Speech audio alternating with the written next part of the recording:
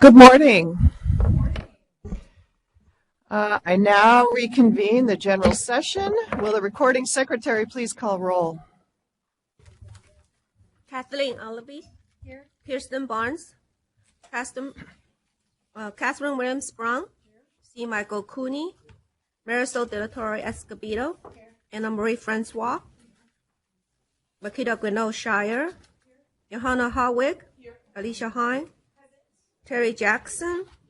Bonnie Cladd. Kevin Quinn. Jane Marks. Monica Martinez. Castle Redmond. Ade Rodriguez. Tina Sloan. Here. Andrew Wall. We have a quorum. Thank you. I am sorry to announce that this is Commissioner Redmond's last meeting. I know. I know. His term will end this month. Mr. Redmond was appointed to the Commission in April 2017. Throughout his years of service to the Commission, he's consistently shown enthusiasm for the support of California's children. Your experience and knowledge has made you a valued member of this Commission, and we will really miss your service here. We will miss your voice and experience, and we wish you well on your future endeavors, and keep doing good work for children.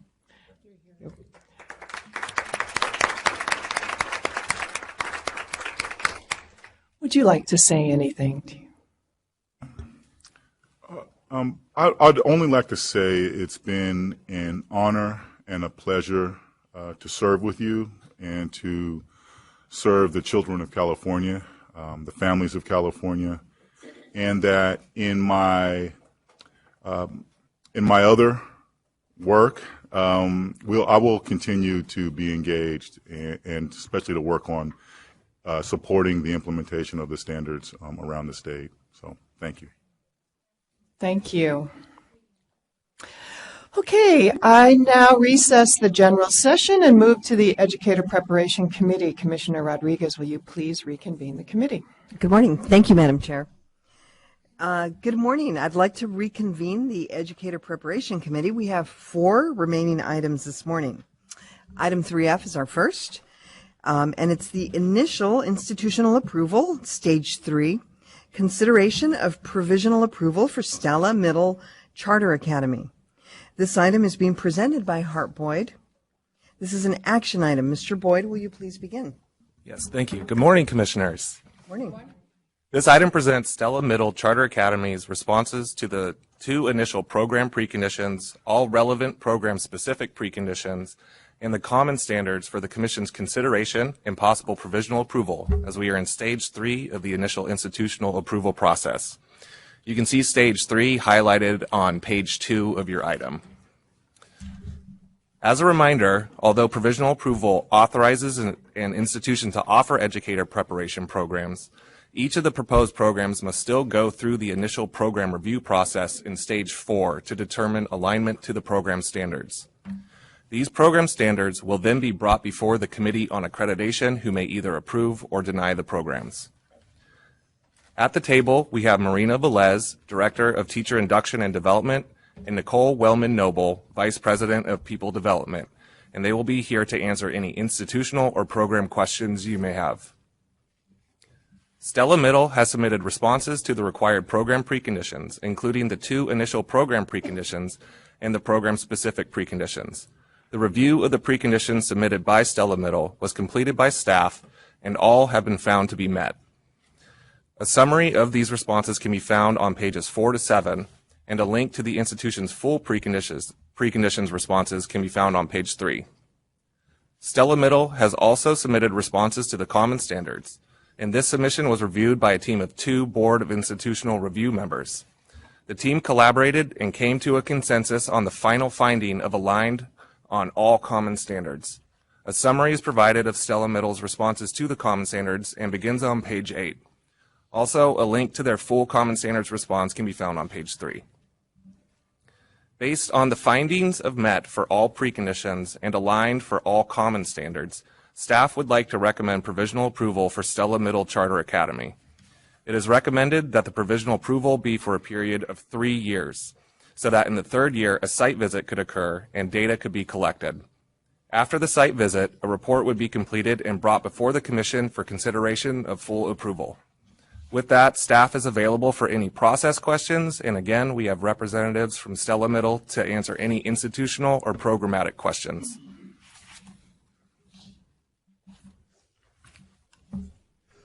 Okay, so we will now open this item for public comment. Showing no public comment is now closed. Commissioners, do you have any questions, any comments? Commissioner Klatt? Good morning. I was looking at the materials, and you talk about that mentors would meet with their inductees for an hour at least each week, and then there was some training outlined. Could you describe what part of the day would those meetings happen? Will those mentors have release time to have those meetings? Would they occur on their prep periods before, after school? Can you speak to that a little bit? Good morning, commissioners. Yes, so the majority, is it on? Okay, the majority of our mentors are classroom teachers as well. We also have some instructional coaches who are mentors, and then we also plan to have a lead mentor who would be a full release mentor. For the classroom teachers, the mentors and the teachers at the elementary level, they provide coverage and release time for the teachers to meet at a specified time during the week. And then at the middle and high school level, they can choose when they want to meet. So sometimes it's before school, sometimes it's during their prep period or at lunch, sometimes it's after school. And in the case that a mentor needs more time to observe a teacher, like if they have a common prep or something, then they will be provided release time for that. Commissioner Allaby? Thank you. I was interested in your collaborations with Loyola Marymount and UCLA. Do you have something established at like an MOU, or is this a pretty casual arrangement, or how does it work? I'm going to let Nicole answer that question. Good morning. So through our network, we are able to collaborate with universities to recruit and hire teachers. And so we're currently in the process of establishing an MOU with Loyola Marymount University. We've worked with them in the past to coordinate on placement of student teachers.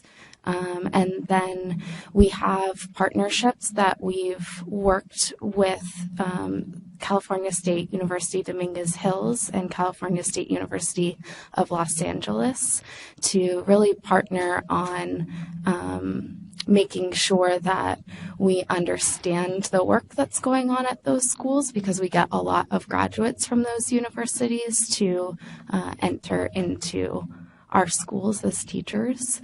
In regards to UCLA, we were trying to form a partnership, but there has not been a formal MOU established, and we may need to change that if there's not able to be one established.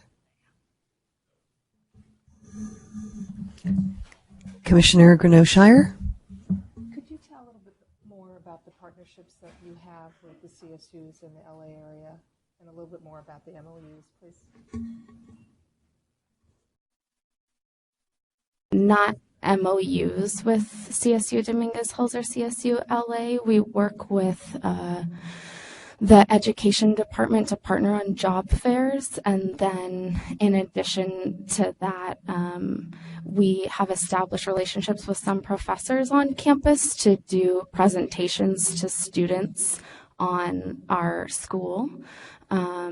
And as a result of that, there have been relationships that have been established, but there's not a formal MOU at this point because we're not an approved institution, but we hope to ask representatives from those universities that we do have relationships with to potentially be on our advisory board to further that collaboration on supporting our teachers once they do get hired with us and are in the classroom serving our students.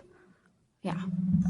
And I would also just add that we did consult with representatives of LMU when we were making sure that our program was aligned to the standards and that it will be a smooth transition from the preliminary preparation program. And so we were able to review their transition plan and make sure that that was aligned with our ILP so that that process would be smooth for our teachers, for our candidates.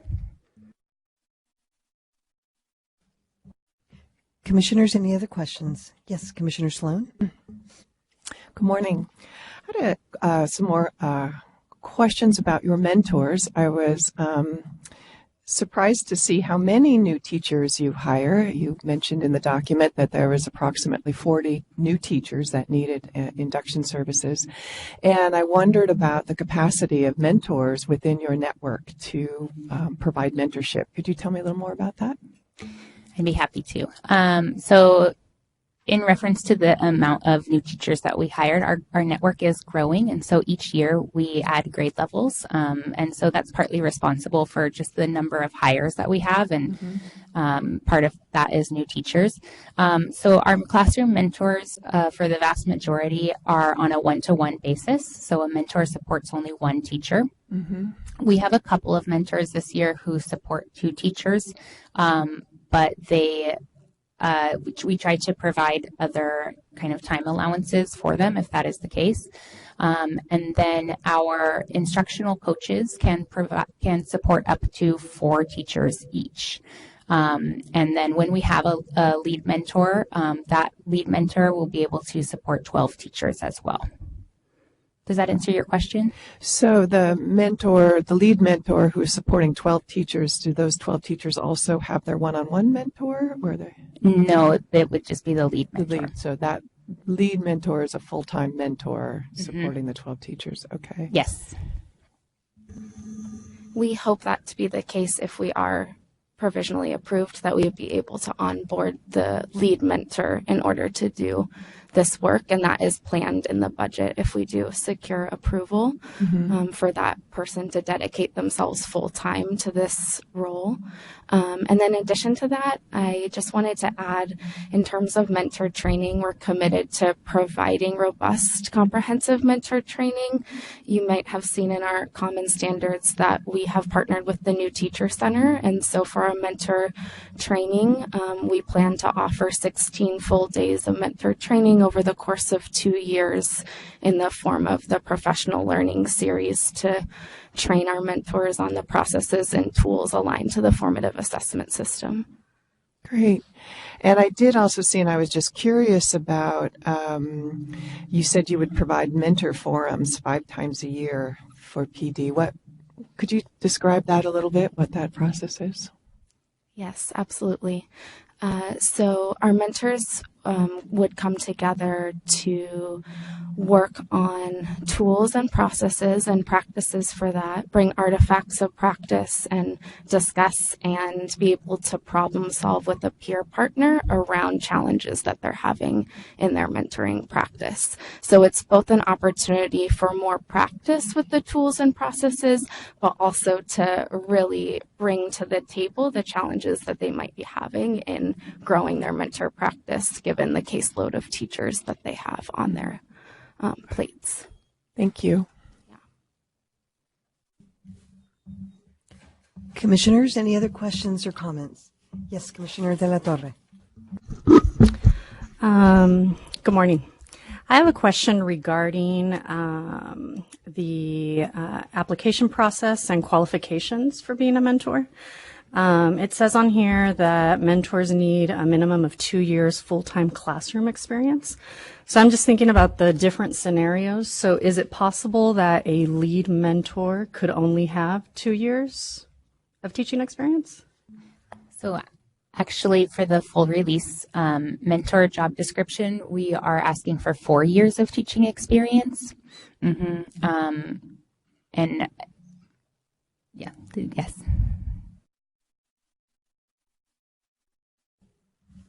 Commissioners, any other questions or comments?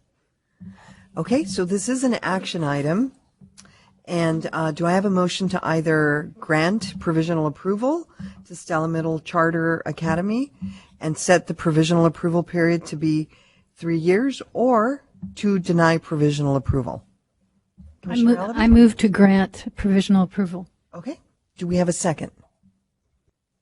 Commissioner Klatt. So we have a motion and a second. Any further discussion? Okay. Commissioner Sloan.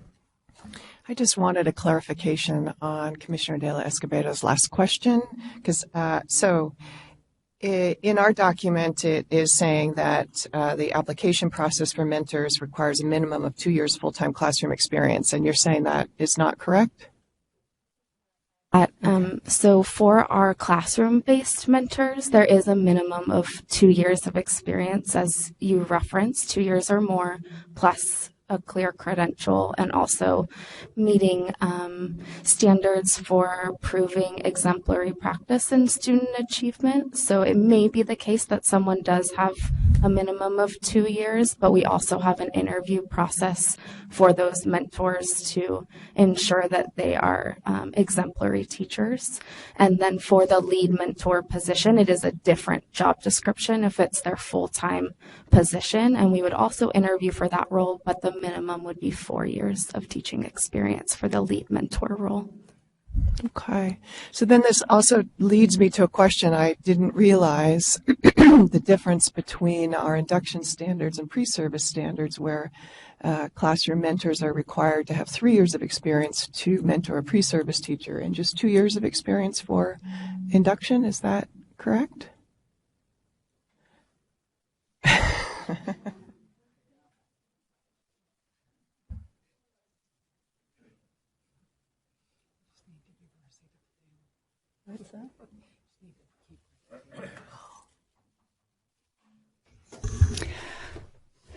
I was wondering if Karen Sacramento was coming down the stairs quickly to answer this question, but I don't see her.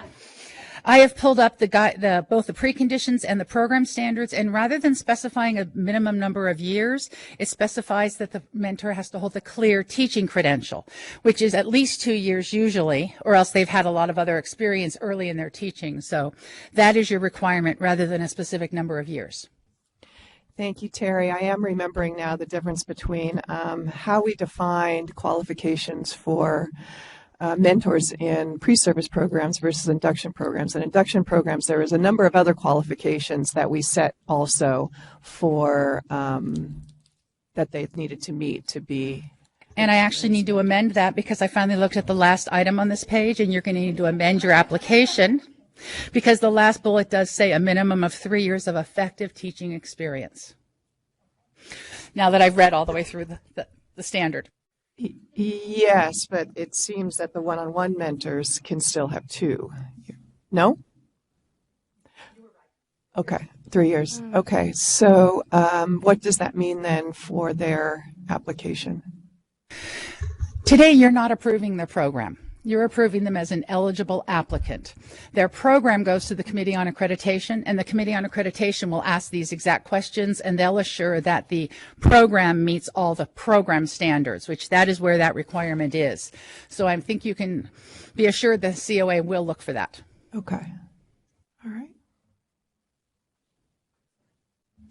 I'll just add thank you for that clarity, because we didn't find that that requirement, but we will definitely add that to our program standards for the requirements for mentors.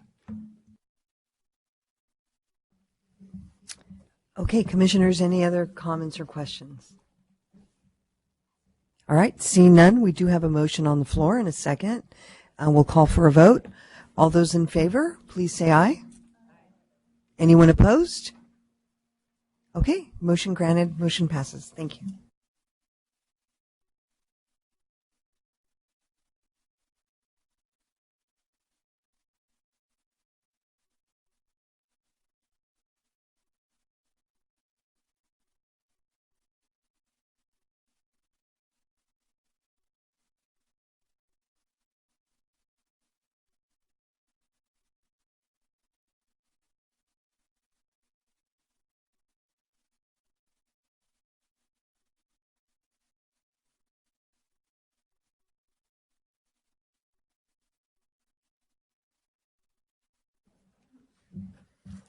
Okay, so we're on item 3G. 3G is the update on the 3 state-funded grant programs. This item is being presented by Eyor Osamwani and Cara Mendoza. This is an information action item. Ms. Mendoza, will you please begin? Thank you. Good morning, Commissioners. We're shaking it up a little bit, be it on this side. You never know with us. So today, my colleague Yore Asamwani and I are prepared to provide an update on 2 of the 3 state-funded grant programs included in this agenda item. Yore will present data gathered during the annual reporting, which was due on July 12, 2019 for the California Classified School Employee Teacher Credentialing Program. And I will present data collected on August 30th, 2019 for the Integrated Undergraduate Teacher Preparation Program. Joining us today to provide data relative to the California Center on Teaching Careers, commonly referred to as the Center, is Donna Glassman-Summer from the Center and the Tulare County Office of Education. At the end of this agenda item, you will find 2 reports for which we ask approval for transmission to the legislature. Attachment A is the 2019 annual report for the Classified School Employee Grant Program, and Attachment B is the final report for the Center. I point that out because your pagination will be crazy when we get there, but that's just follow with us. Although the annual collection of data and report writing occurs only at one moment in time in any given year, staff are in daily communication with stakeholders in the field through email exchanges, phone calls, and when possible, face-to-face meetings. As you may well know, the grants have intricate requirements and nuances, and we stand ready to support the field as they have questions. So let's begin with some data from the 2018-19 academic year for the Integrated Undergraduate Teacher Preparation Program. From now on, I'm just going to say integrated. In 2016, the legislature authorized $10 million so that institutions of higher education with commission-approved teacher preparation programs could develop or adapt an existing integrated program, whereby candidates could earn both a bachelor's degree and a preliminary credential within 4 years. Though funding for this development grant has ended, the reporting is kind of gearing up. Previously, reports to the Commission on integrated programs were all about projections. Today's information includes real numbers of real candidates in real integrated programs. The request for proposal noted that the requirement for reporting would extend at least 3 years after the first cohorts of graduates have completed the program. And today's data reflects information from the first full academic year of implementation. Although one group reported to us that they'd already had a program in 17-18, so it's kind of exciting. So back to 18-19. 22 grant recipients started at least one undergraduate cohort this last academic year. 28 grant recipients reported that they will either add another cohort of candidates for their existing credential area, will add a new credential area, or will begin their first cohort of candidates in 1920. And that is happening right now. In August, when reports were due, grantees reported that 392 teacher education candidates began an integrated program. Figure 1 on page 4 shows the number of candidates in each credential program area. Overall, there were 38 candidates in education specialist programs, 55 in single subject, 89 in bilingual, and 266 in multiple subject. Figure 2 on page 5 illustrates the academic standing of those same candidates. As you can see, as of spring 2018, no candidates earned their degree and credential, which can be expected as the programs are so new. However, there are 86 individuals with senior class standing from last year that are poised to complete their degrees in just a matter of months. Equally impressive are the number of candidates enrolled in the integrated programs at the freshman, sophomore, and junior years. Last time I presented information relative to integrated grants, I was asked about the potential of increased diversity in these programs. Figure 3 on page 6 specifies the self-identified racial and ethnic identification of integrated candidates.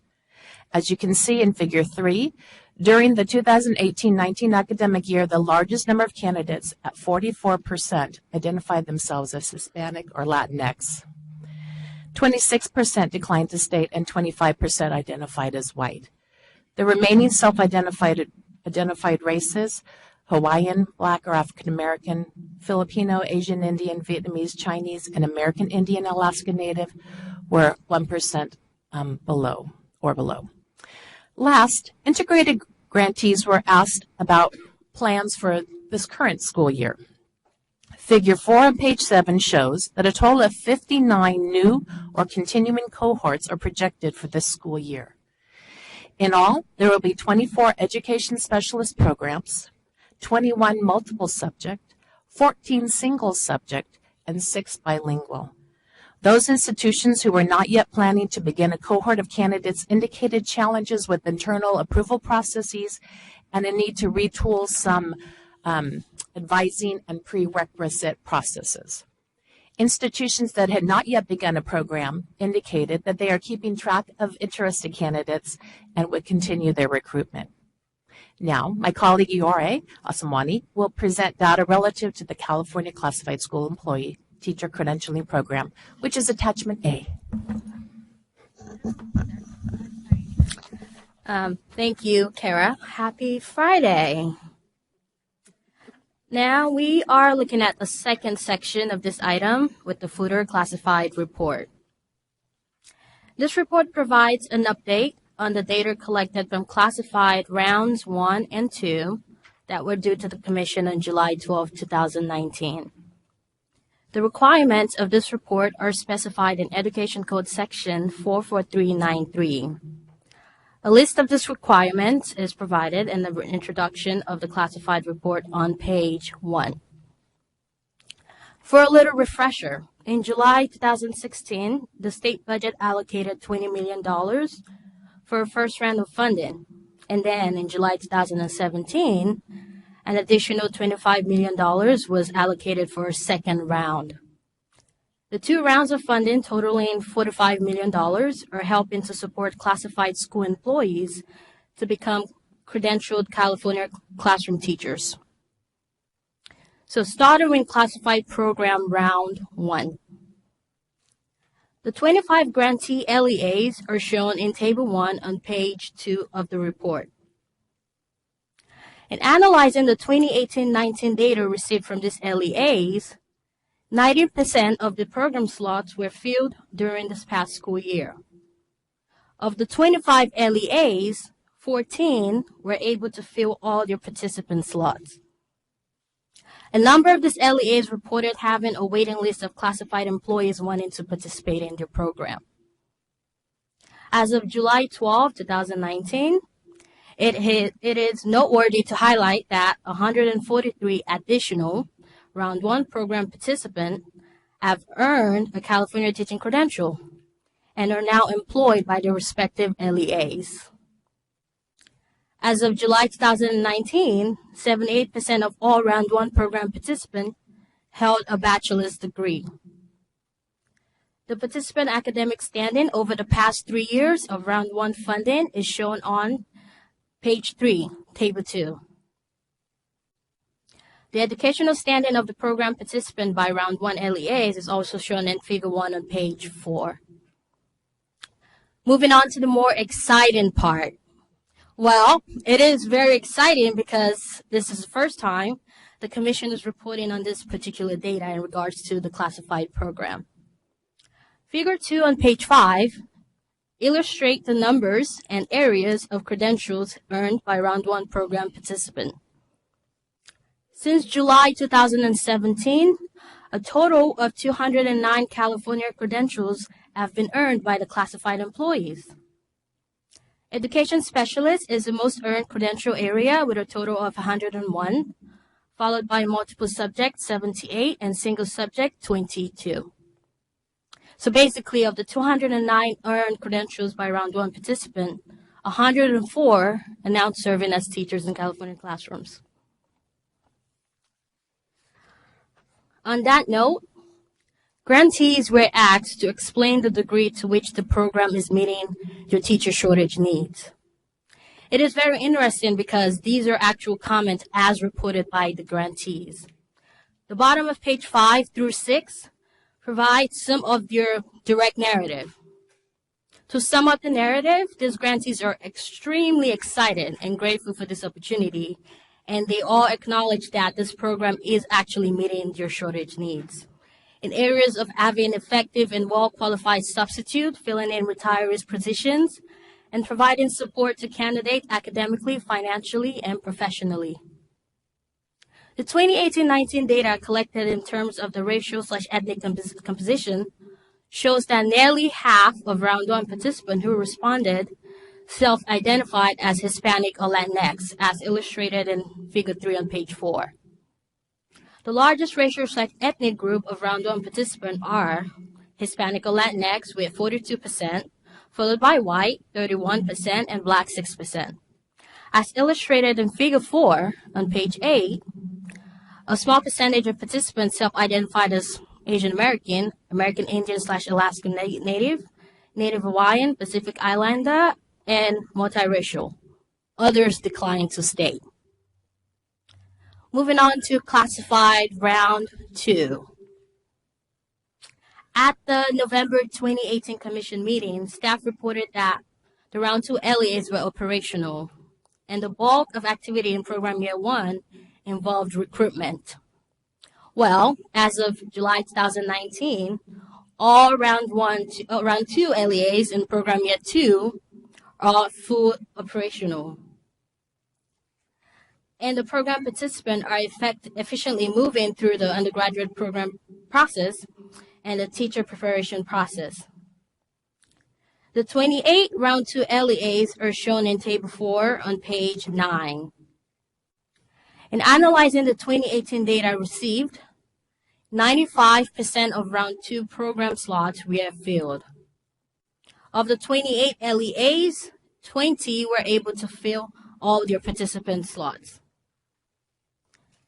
As of July 2019, 78 additional round 2 program participants have earned their teaching credential and are now employed by their respective LEAs. Also, 73% of all round 2 participants held a bachelor's degree. Table 5 on page 10 shows round 2 participant academic standing over the past 2 years. Again, we have another new set of data in figure 7 on page 12 that illustrate the numbers and areas earned and credential earned by round program 2 participant. Since July 2018, a total of 108 California credentials have been earned by round 2 program participants. In this case, multiple subject is the most earned credential area with a total of 36, followed by education specialist, 35, and single subject, 21. Basically, of 108 credentials earned by round 2 participants so far, 78 are now serving as teachers as of July 2019.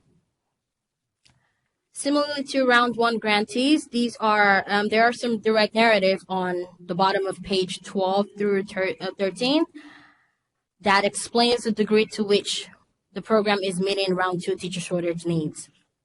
Again, they express similar sentiment as round 1 grantees, and they are grateful for the opportunity as they're able to provide support to classified employees. In figure 9 on page 15, the largest racial/ethnic group of round 2 participants, again here, are Hispanic or Latinx, with 41%, followed by white, 33%, and black, 5%. And others identified as Asian American, American Indian/Alaskan Native, Native Hawaiian, Pacific Islander, and multiracial. To sum up this report, the narrative derived from the 2018-19 data analysis indicates that the classified program is in fact supporting the grantees in recruiting classified employees and supporting these employees in completing their undergraduate education, professional teacher preparation, and certification as credentialed California teachers. There has been a continuous recruitment process in place to fill in slots as they become open. In programs that, either had participant who completed the program or participant who dropped out for personal or other reasons. Lastly, in reviewing the 2018-19 data collected, Table 6 on page 16 provides the overall numbers of earned credential areas across rounds 1 and 2 per fiscal year, spanning the last 3 years of funding. The program participants have earned a total of 317 credentials. Education specialists being the most earned area with a total of 136 from both rounds. Subsequently, multiple subject credential is the second most earned area with a total of 114. Of the 317 credentials that has been issued as of July 2019, 299 former classified employees are now serving as teachers in California classrooms. I think that's great news. These numbers are expected to increase over time, and staff will provide an update in a future meeting. At this time, Donna Glassman-Summer will present the final report on the California Center for Teaching Careers. Thank you.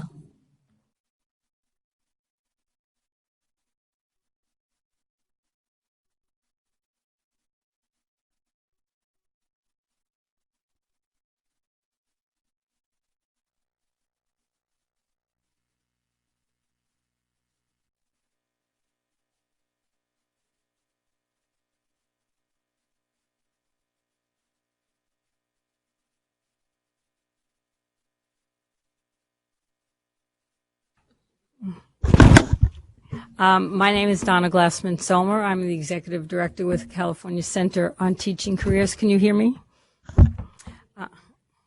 I'm here to actually deliver our final report, although we are still in operation, and are excited with some of the activities that we have accomplished as well as where we're headed. I have a little PowerPoint presentation to kind of share with you. I think most of you know what our mission is and what our impact is intended to be. Our goals have been to really strengthen the existing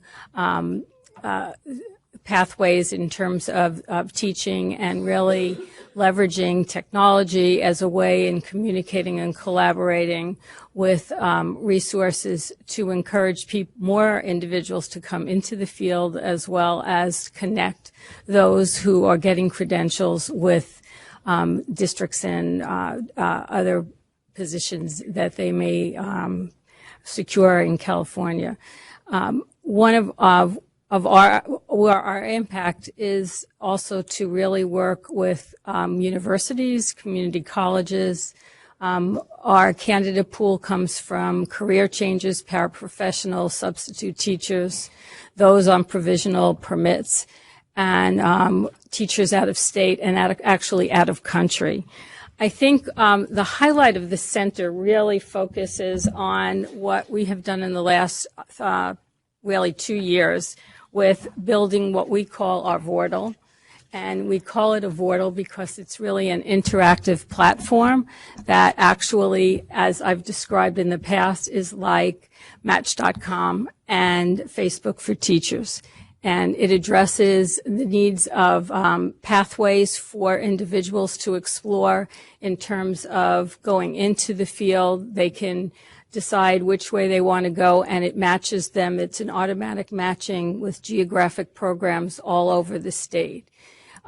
It allows them to really think about what they want to do in what areas and where are the places they can go to actually get connected to do that. Additionally, it does the same thing for those who are already looking for positions. I'll give 2 quick examples of this past year, very common scenarios in the Vortal. We've run 5 virtual fairs, and those fairs have been extremely successful. Districts are able to connect both in a a written chat and a video chat. And it also allows any kind of interviewing that one wants to do on an individual basis with candidates. So, for instance, we had a candidate in Japan who actually grew up in Santa Barbara. He went to Berkeley, and he went to teach in English in Japan. He wanted to come back, and he wanted to come into a credentialing program. Through our portal, we were able to connect him to several programs. He attended one of our virtual fairs in March. My contact with him was initially in February. He ended up taking his CSET in Tokyo, which he passed with flying colors, and started in pre-service classes in May. He ended up securing a position in June and was in the classroom in September, actually August. That's one of very many examples. We've had those who are actually credentialed and are looking to come back to the United States because they may be trailing spouses who are veterans in the armed forces, and it's the only way that they could really start looking for positions where they want to come and do it quickly and really end up being a place before they come back. And we've had tremendous success with that, as well as we have many students in colleges who are looking for employment, and very often their first reaction is to take the first position that's right near where they were being credentialed, but they really want to be going back to their communities. And the portal has allowed them during the year when they're in school and they don't have to travel to meet with the districts, and they have gotten hired in places that are 300 to 500 miles away.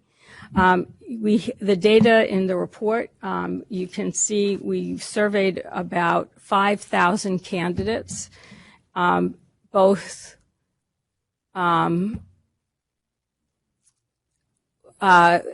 we had about 1,200 respondents. Of those response, 788 of them were new hires that were from either out of state or from coming out of programs, and the center was their sole point of contact. We had an additional, and we're still collecting data, 520 candidates that are being reported by districts that were hired as a result of the district's interactions with the center. We serve the entire center, so it's a tall order. Our portal has been a very unique way for connecting candidates, and also for candidates to really learn about the teaching profession. As a result of that, in the spring, we were awarded, the CSET awarded us the Innovation of Technology Award, and our superintendent, I believe, is going in a few weeks to the National Superintendent's Conference to receive a national award that we have actually been honored with. It has brought a lot of attention, I think, throughout the country as we have shared this information. We've been contacted by the U.S. Department of Ed in Kentucky, who's very interested in what we're doing and would like to have us come and help them replicate what in their country. Truly, every conference that we do present, the aspects of what we're doing are very unique. It is just one of many ways to really recruit and retain, but we are most interested in looking at how we can do this with technology.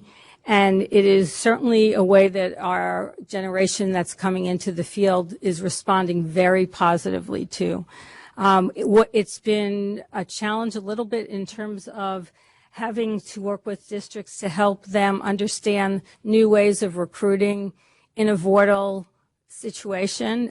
It's not the same as obviously face-to-face, and we've come up with materials and toolkits to really help them, as well as toolkits for candidates. Our big push now also is with the community colleges and diversity, and we are really very excited that we have also received 2 grants to begin to recruit mental health professionals.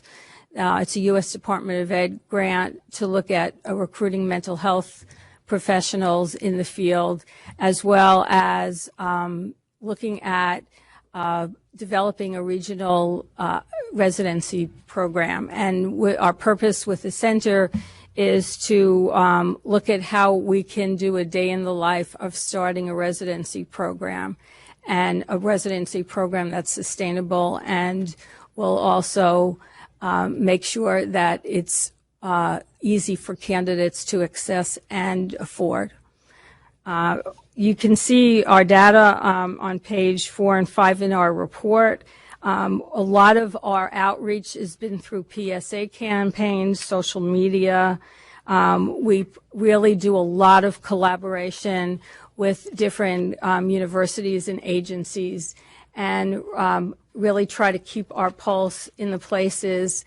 We have a very strong relationship with CASA, which is the African American Superintendents Group, and are presenting at several conferences this year on diversity, and working at how we can leverage those partnerships to reach more individuals from diverse backgrounds. It has been a very interesting way of recruiting. It's very different than we have in the past. We have had a very successful boots to the ground record of recruitment, and now moving in the 21st century and trying to look at how we can do it differently. We most recently, a couple of weeks ago, held a in-house an open house, for the universities. It was strictly for the universities.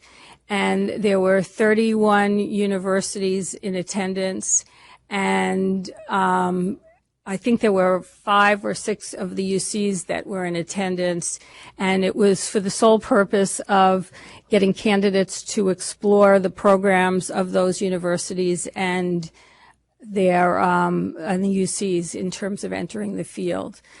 We were co-sponsored a symposium last week, actually. Mary was one of our guest speakers, which we really appreciated, with San Luis County Office of Ed, with our CalEd grant funding, and that really was to bring together best practices. That session had a session on diversity, small recruitment practices, small district recruitments, large district. All of that will be put into toolkits. We have several toolkits for candidates, districts, and we are looking to the future in terms of sustaining the center.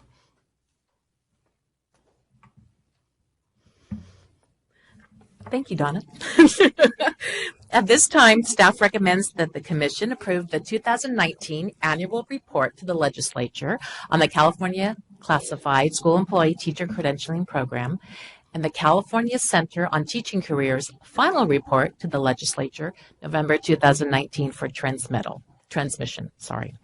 We thank you for your time, and we will answer any questions you may have. Thank you for that report. We will now open up for public comment, and we do have 2 public comment cards. So, Dr. Brian Johnson, if you would please come up and state your name and affiliation for the record. Good morning, everybody. Brian Johnson, Director, Certificated Workforce Management for the Los Angeles Unified School District.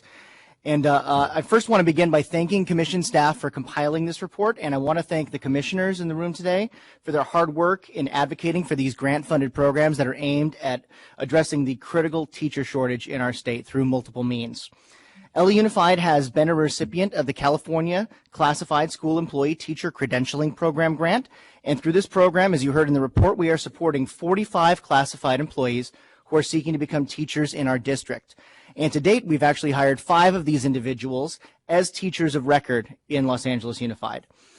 Our program is entitled Boost, Building Our Own Staff as Teachers, and we are appreciative of how this grant provides us the opportunity to support a wider array of classified employees than we would be able to within our previously existing career letter programs, which are limited to specific job classifications within our district. So with this Boost grant, we are able to support employees from a variety of classifications, including office managers, food service workers, and we even have one of our bus drivers in the program. We're also appreciative of the fact that the program permits us to continue to support our members until they have reached their credential goal. With our other Grow Your Own type programs, the financial and personal support for members ends at the moment when they become teachers of record. So many new teachers are entering our profession under internships and provisional permits, and the data tells us that these individuals are our greatest retention risks. So by providing continued support and individualized advisement while serving on internship credentials, provisional internship permits, or short-term staff permits, we are not only able to address the teacher shortage by building our own staff as teachers, but by providing them with the support to ensure that they will remain our teachers for a long time to come. So by enabling us to continue to support these teachers while working towards their credentialing goal, we're also addressing a key barrier to entry to our profession, as our members are able to earn a living as a teacher, maintain their health benefits for their families, and continue to receive support towards earning their credential goal. This program is also crucial to our efforts to maintain and increase the diversity of our workforce. We are proud to report that 95% of our participants in this program identify as people of color, and therefore this program assists us in our quest to ensure that our students are taught by teachers who reflect the diversity of their school communities. This program provides us with additional means to invest in our greatest asset, which is our people. By building our own staff as teachers, we are investing in our communities and will therefore reap the dividends that investment in the form of student engagement, student achievement, and ultimately positive outcomes for the students, families, and communities of Los Angeles Unified. I thank you for your time today and encourage you to continue to advocate for investments like these as we seek to recruit, train, and retain the very best teachers for our students, our families, and our communities. Thank you. Thank you. Next, we have Rigel Mazzaro.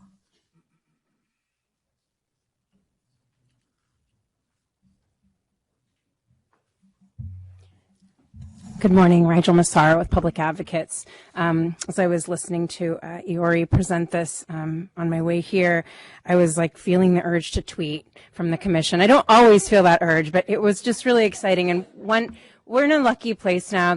We're beginning to finally, for so many years, we've been pressing for different initiatives around the teacher shortage, and we're beginning to be able to see the benefits of all of these efforts and evaluate them and think, where do we continue to invest our dollars? And so I'm just really excited for this. I know that this is no small lift for the commission staff, that it hasn't been a lot of resources to do the evaluation of these programs, and I do appreciate staff going above and beyond, especially with kind of the narrative pieces that really paint a picture of what these programs, particularly I'm seeing this classified program, has done for school communities, being able to elevate people who are already passionate about working with students, and largely are people of color. And so I also just wanted to say, on that note of the classified staff, I just look at the numbers and the number of slots and participants. It's full, right? It's been full. And as I understand, we've actually had to turn some folks away from the program. And I also want to say that now with the data system that we have, we're going to be able to see these people, and dollars to donuts, they're going to be retained because they understand what it's like to work with. They got into teaching because they'd already been in the classroom or on the campus for many years, often in many cases. So anyway, I just wanted to say that I'm excited to see this. I'm excited for us to continue to work because the shortage isn't over. We still have a long way to go. And so thinking strategically in budget advocacy, where do we place our precious state dollars? This gives us the information we need to make smarter choices. Thank you. Thank you for the reports. Thank you, Rigel. Public comment is now closed for this item. Commissioners, do you have any questions or comments? Commissioner Jackson and then Commissioner Hartwig. Yes, just a question about the term impressions that was used. That it was a question over in the building. What does that mean in the report?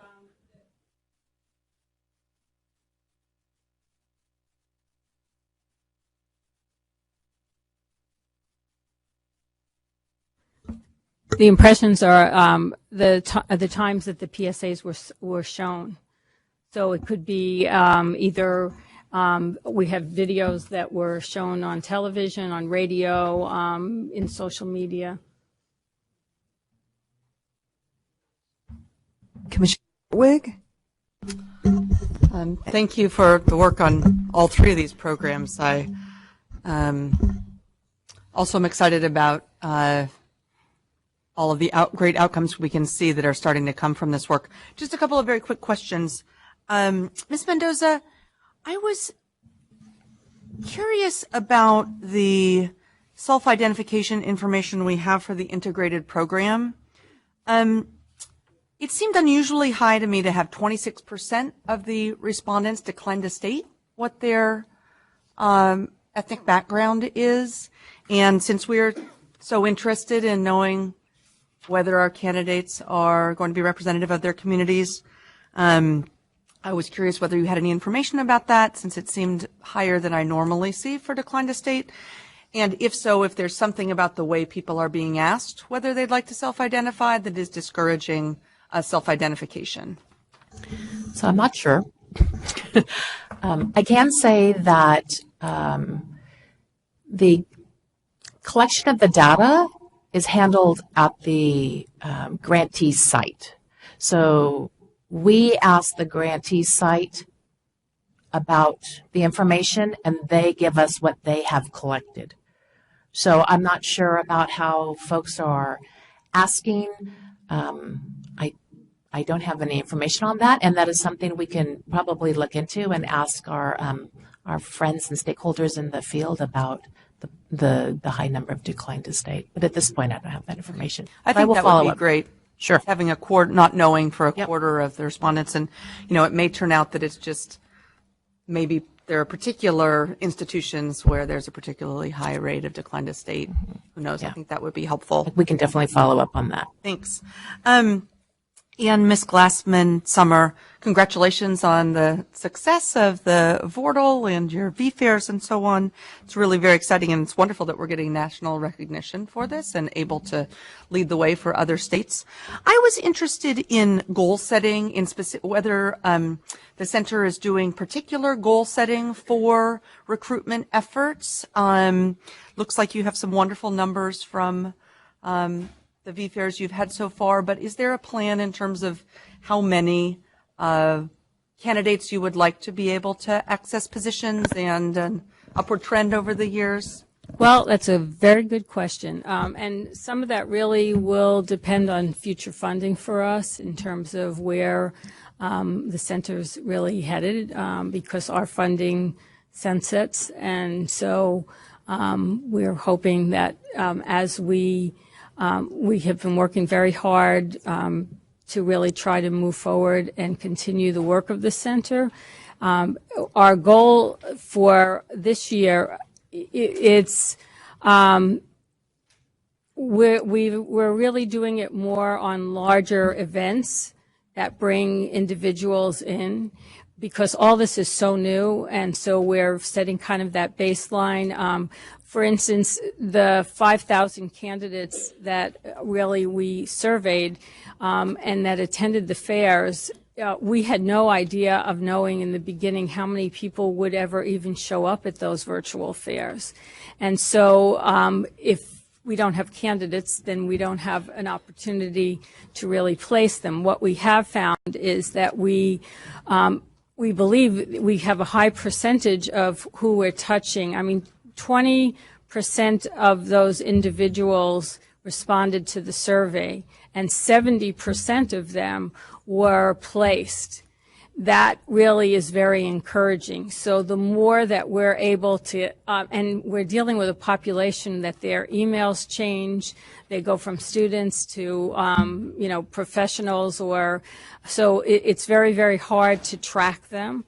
But we do everything that we can to really get that data, and from that baseline, we will move forward in terms of what our numbers will really look like for the future.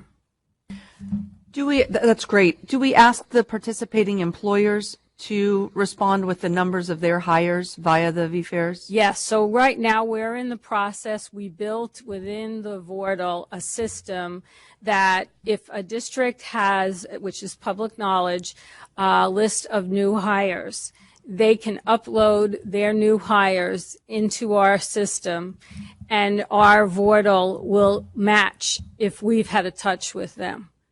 And that will be, that's, I can't understate how hard it really is to get that kind of data. I've been doing this for 20 years. And, you know, we used to send out postcards to candidates to get back, you know, whether you were hired in districts. But now to be able to really reach the numbers that way, we're trying to really develop relationships through STIRS because we believe every new hire really has to come through STRS, and STRS is the only one that knows where they are.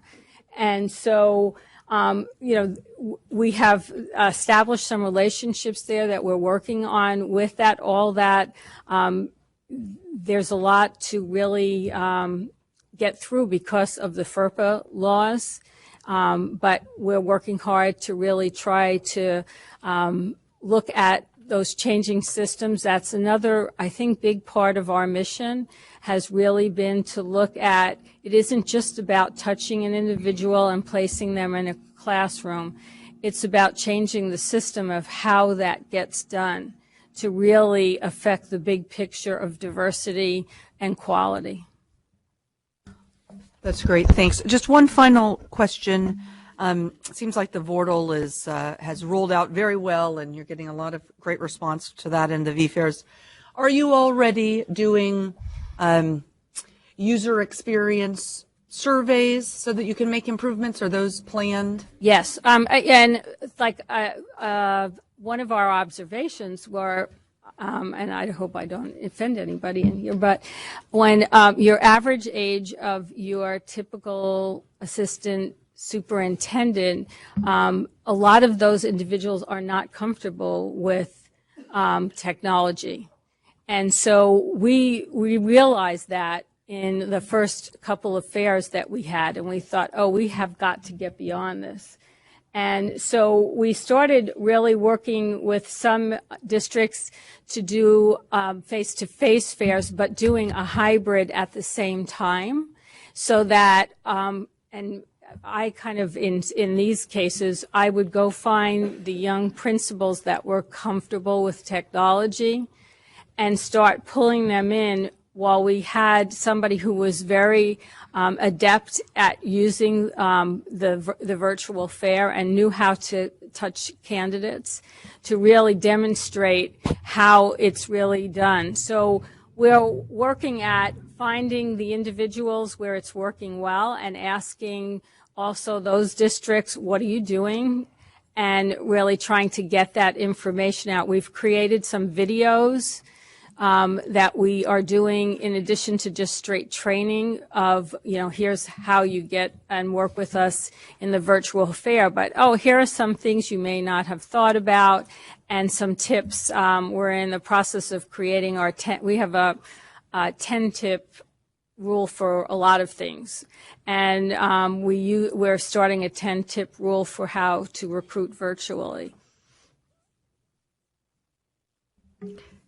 Commissioner Greneau-Shire. Thank you. I too want to thank the staff and our partners for this excellent report and this very encouraging news about how we're addressing the teacher shortage. I intend to share this report with our Board of Trustees that is very interested in the statewide efforts. I also want to acknowledge the investment of our legislature a couple years ago, and as our partner Rigel said, to think about continued advocacy as we move forward, because we're not done yet. I thought the Commission and audience might be interested in some of the ITEP programs that were developed, and I'm just going to highlight a couple. So the CSU was very competitive a couple of years ago, and there are some unique combinations of programs across colleges and across disciplines. So things like multiple subject and single subject foundation level general science, that's not that unique. But the single subject, edge specialist, and bilingual authorization is a really unique program. And the single subject physics education I thought was really cool. And then again, multiple subject, ed specialist, and bilingual authorization. So this investment really allowed faculty the time and the resources to come together to develop really high quality programs. So I'm looking forward to all these graduates ending up in our schools. So thank you. Thank you. Commissioner Hind. Good morning. I just wanted to highlight how incredible it is the classified school employee program, the grant program. Often the classified employees are the face of the campus and the ones that the students connect the most with. And so just having the people that the students already love now being before them every day as their teacher is really powerful.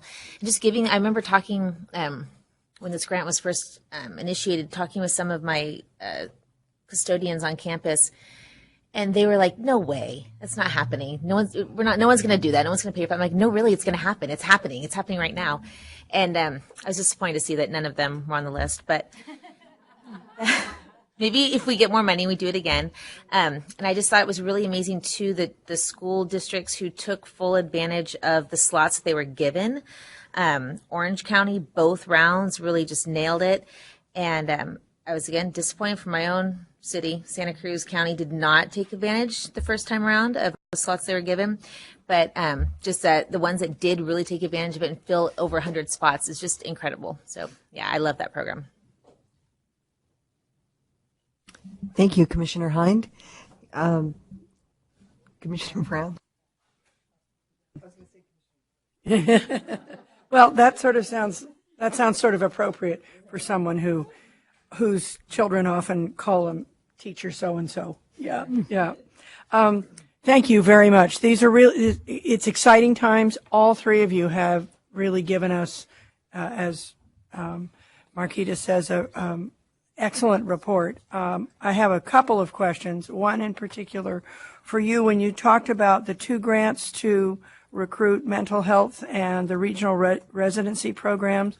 I wonder if you could talk a little bit more about that. And then you also mentioned, it won't be surprising to hear it from me, you said there was interest in working with the community colleges. I wonder if you'd talk a little bit more about that. Sure.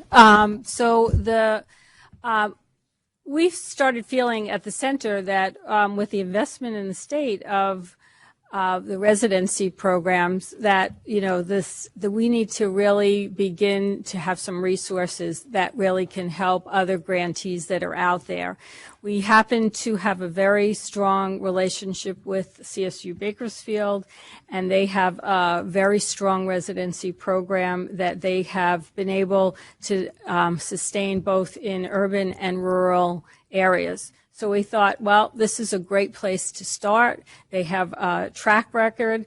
And so we wrote this grant with the idea that we were going to pilot it in the Central Valley in an area where there is, where we are actually in Tulare County, no public education for 50 miles in either direction, and that this was really a very needed resource. And so we're partnering with the National Center on Teacher Residencies in Chicago, as well as the Bank Street School in New York. The National Center will be really working on the structure in, we're looking at right now a rural district as well as a large district for this residency. And the Bank Street School will be working with the center to really be giving us technical assistance of how we can scale this up and how we can further develop this and dial into the initiatives that are really happening at the state level to be able to assist others, because what we've seen is some of our partners out there that have been awarded residency grants really right now are looking for that kind of help. And then the mental health grant is actually kind of one after my own heart. I was a principal at an alternative high school, and I also recognized throughout the state the tremendous need for mental health services on campuses. One of the ways that we were able to really turn our school around was by maximizing and utilizing those mental health services. But it really also took some, I think, indoctrination on both sides of how does mental health really fit into the culture of schools, and how do schools effectively utilize mental health services. So this mental health grant is about not only a partnership of recruiting people who are social workers who specifically want to work actually as a social worker in the schools, but then doing staff development on the school side as well as the mental health side of how do we make that happen. So that a social worker is not spending an hour when they come on campus trying to figure out where are they going to have their office hours and what students they're going to see. And so another part of this, which is really unique, and this is a pilot, and we see a real issue with new teachers who are experiencing a lot of stress as a result of never experiencing what their students are going through in their lives. And so they don't know how to really help them in that way. And so these social workers will be part of a triage that will also be available to teachers, that will be able to help and address issues with teachers about what they're experiencing, to lessen the stress on the teacher's part and help them understand what their part is in terms of moving students along to the appropriate services. And, some of those new teachers, when I talk to them, feel such a tremendous responsibility with things and have no tools for knowing what to do about it. Even though there are resources out there, it's just, the getting them up to speed and also helping them understand, what's possible in terms of a school setting. So that's really different, that we are really looking at, addressing what those teachers' needs are as well as the students. Thank you. Commissioner Sloan? Oh, I'm going to get pushy. And then my third part of that question was about your interest in the community college system. Yes. Excuse me. But that was actually going to be my first question, but I thought I'd make it the third. So we've had a very strong partnership in the past when we've recruited as a center previously with the community colleges. And now we have really connected with a group that is been doing symposiums, I think, around this, the state for the community colleges, and trying to bring together the pathway of the high schools and the community colleges and the four-year universities. We have been trying to really dialogue and work with them about, okay, how do we resurrect some of the things that were very effective previously about those 2+2+2 type programs that start in the high school and then continue in the community college, that then now with the integrated programs, it will be really a nice fit. Okay, Commissioner Sloan and then Commissioner Redmond. Thank you for this report. Both this and the one you all provided in April gives us a really good understanding of what all of 5 of these granting programs are doing. So I'm just going to remind people, in April we had the reports for the local solutions grants. That was the one about the shortage for special education teachers. And then we also had the one about the teacher residency grant programs. And today we have the classified employee, center teaching careers, and the integrated undergraduate prep. So my question now is, we're getting all of this interesting data on what's happening in these programs.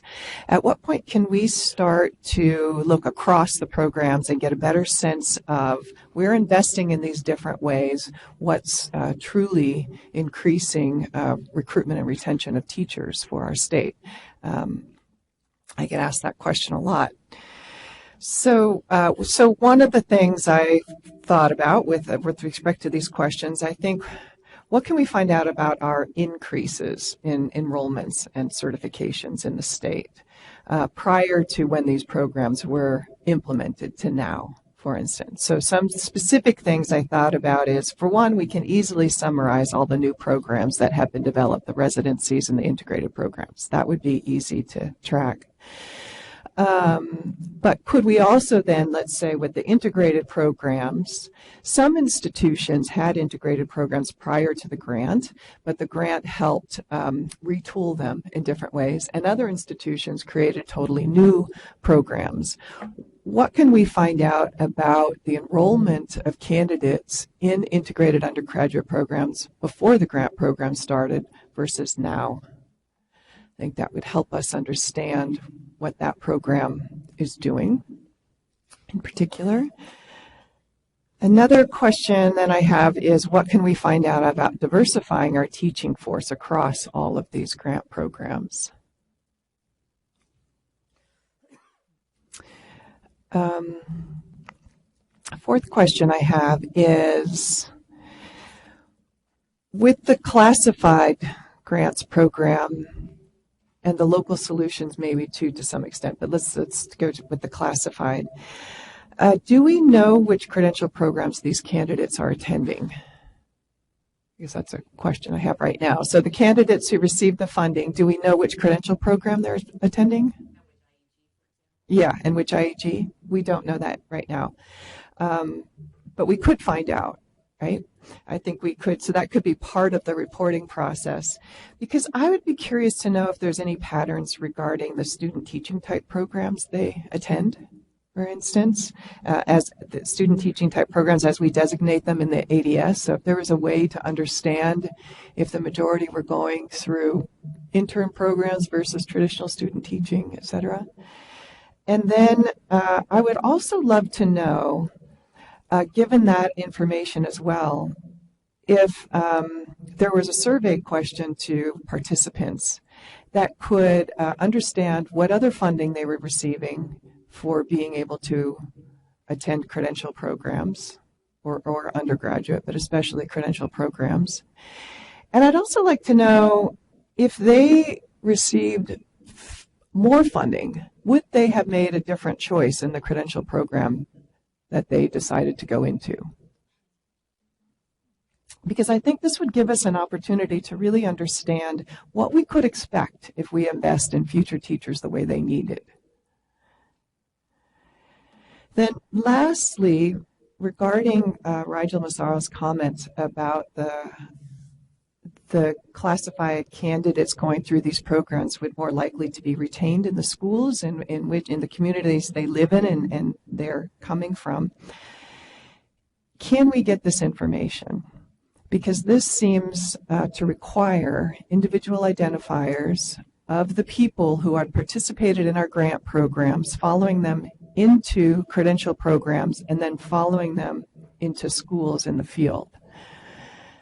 I'm not sure whether our data system has the capacity to do that yet, what that would take, but it's just a question to put out there as something for us to consider. Those are my questions for future consideration. You can comment on them now, or they can sit here for the moment. Thank you very much. Thank you, Commissioner Sloan. Commissioner Redmond. Thank you, and I echo what everyone has said, and very much appreciate, especially the classified staff program, very important. And so two questions. One has to do with diversity among the programs and what you're learning about barriers and successes and what has contributed. I was particularly concerned about the integrated program in the African American candidates incredibly low. And so I'm curious about what you're learning across all the programs, because the recruitment and retention could vary, and we don't want to assume that the numbers will, even if they're where we want them, will stay. So I'm curious about that, and I appreciate everything you talked about around the social work program and how that will. And I'm curious where that came from, and what you really talked about was how to use social workers and counselors to improve school climate and really support teachers in classroom management, and that we know that if we cut teacher attrition in half, we wouldn't have a teacher shortage. So retention is at least as important as recruitment. And I would say more important, right? Because you have teachers who are actually there. They're finally in a place where they've been there for a while and could be very good. In many of the schools where I've worked, we have brand new teachers coming in and have to start from scratch. And those students, no matter how good that new teacher is, don't get the quality of education in some of our lowest performing schools because the teachers are so new and retention is so important. And so I'm interested in that. I liked everything that you said about it, about how the social work program would support school climate and the teachers in a triage form, and there's probably even more that can be done to support school climate. And since there's such a move around the state around counselors, more counselors, in the counselor to student ratio and social workers, I'm curious about where that's headed next and how we can support even more funding and even stronger programs in that area.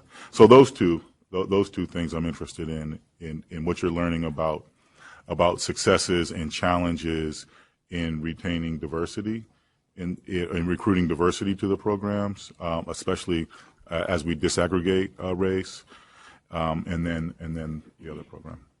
Thank you.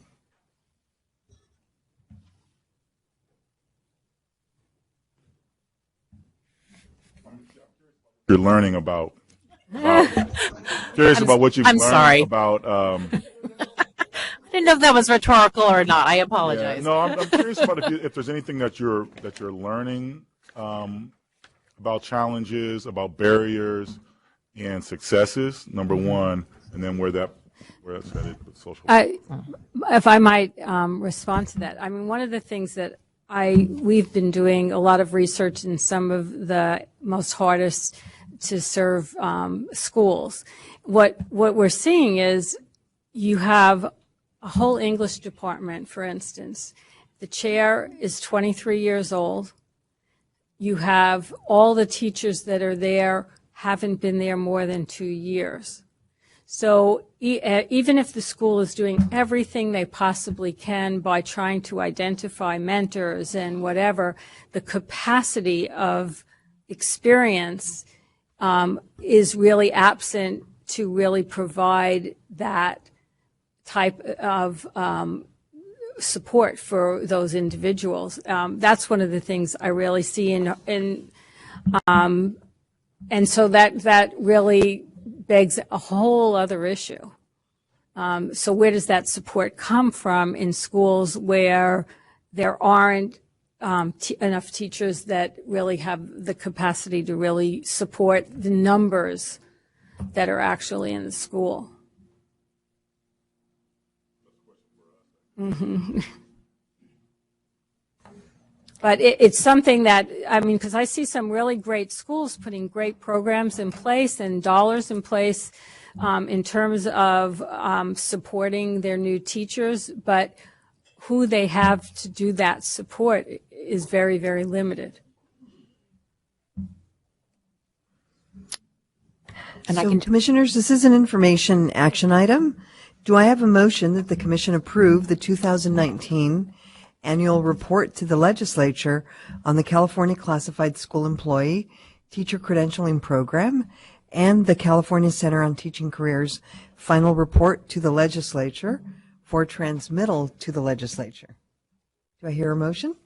Commissioner Hartwig, So moved. and seconded by Commissioner Marks. So there is a motion on the table. Any further comments? Commissioner Redmond. Yeah, I was curious about the barrier and what if you saw any barriers and how folks are overcoming barriers to that recruitment real quick. Now, we have not asked those questions, and that would come directly from the IHEs or the LEAs who are involved in the work. At this point, we've been, with the staff that we have, we're collecting the data and reporting, and that's where we're at. So I think there are more lessons to be learned and perhaps more questions to be asked. But at this point, this is what we have. Okay, thank you. Okay, so we have a motion and a second and a comment from Commissioner Sloan.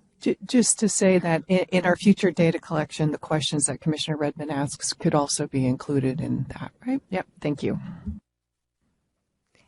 Thank you. So I will call for a vote. All those in favor, please say aye. Anyone opposed? Motion carries. Thank you. We're going to take a 7-minute break. 7 minutes. So we'll see you back here at 10:02 ish. If you can hear me, clap once. If you can hear me, clap twice. If you can hear me, thank you for taking your seat. All right. Okay. We're moving on. So this is item 3H. Item 3H is the proposed blueprint for the new California subject examinations for teachers, CSET, single subject examination for theater and dance. This item is being presented by Mike Taylor and Phyllis Jacobson. This is an information action item. Mr. Taylor, will you please begin? Yes, good morning, Commissioners. As mentioned, we're here to talk about new CSET test blueprints for the new credentials in theater and dance.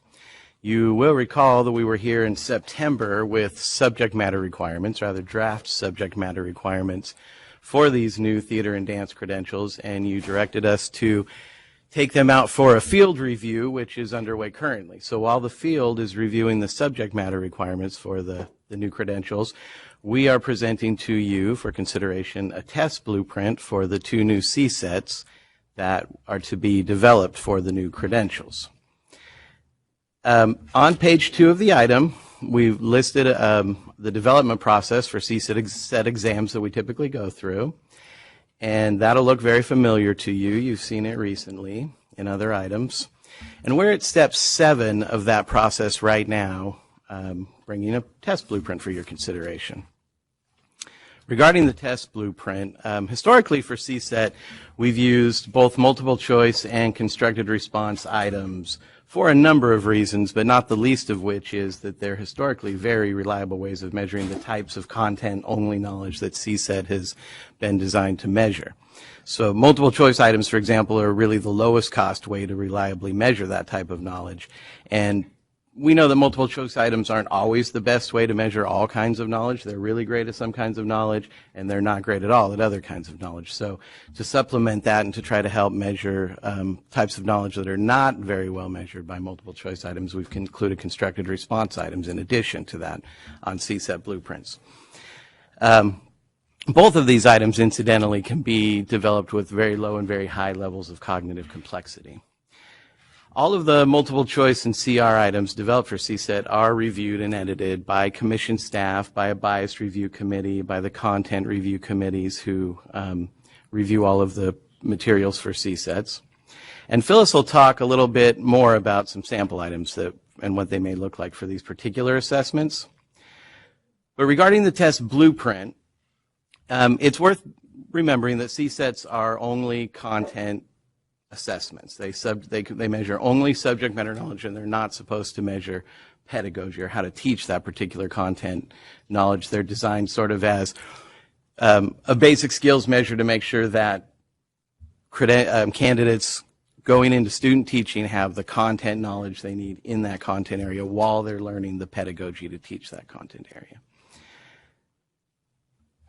On page 5 of the item, there's a proposed blueprint for, this would apply to both theater and dance subtests, so you can imagine it duplicated. This particular blueprint involves 2 subtests. The first one would be multiple choice only questions, and the second one would be constructed response only questions. Both of the subtests would include questions measuring knowledge from all 4 of the content domains within the subject matter requirements, with subtest 1 being 80 multiple choice questions and subtest 2 being 5 constructed response questions. Like all of the CSET examinations, these examinations would be criterion referenced so that there's one single cut score that everybody can meet if they're able to demonstrate the knowledge, skills, and abilities listed in the SMRs. And I'll turn it over to Phyllis to talk some more about what types of items might be on this. Thank you. Good morning, Commissioners.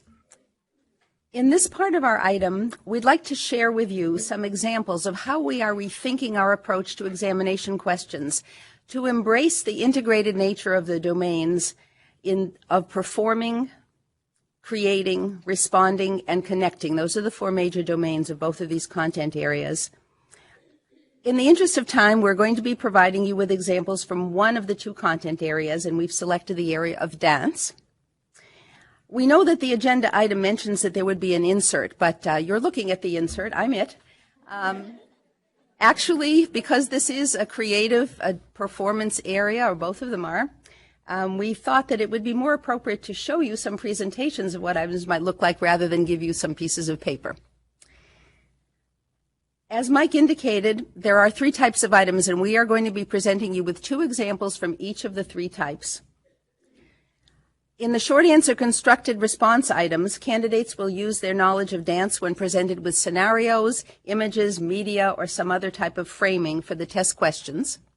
For the extended answer constructed response items, candidates will have the opportunity to go into more depth on the particular topic relating to dance that will be presented in the stimulus, and the multiple choice questions, which will require candidates to use their knowledge of dance to think more critically about the questions posed in response to the image that's presented.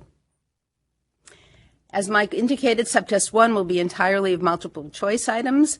These will be machine scored, and these items may focus on aspects of each domain individually, as well as some more limited integration of the knowledge across the 4 domains. But in subtest 2, which will be entirely constructed response items, candidates will be required to demonstrate the integrated content knowledge across all of the 4 domains. Candidate answers to these questions will be scored, as is our customary practice, by 2 well-trained, calibrated scorers, each working independently.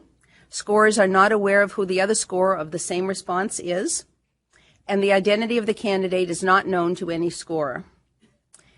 The scorers will be trained on scoring procedures, how to apply the performance characteristics for that particular topic.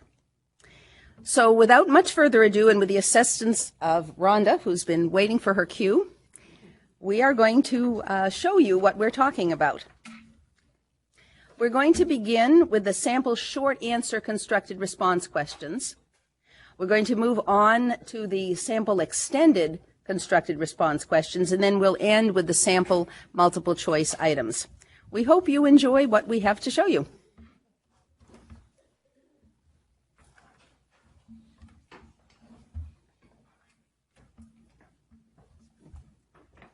So what you see in front of you is not everything that the candidate will see, but we wanted you to have a complete idea of what goes into these items. I'm going to play the video for you, and then we're going to look at what are the questions the candidates have to answer. Just so that you know, can you still hear me? I'm a little far from the mic here. Just so you know, candidates can replay this video during the test as many times as they want or need. They can pause the video if they want to look at a particular thing they want to comment on or think more about. So it's not a one-time you've seen it and then you're kind of stuck. Okay? So here is video 1.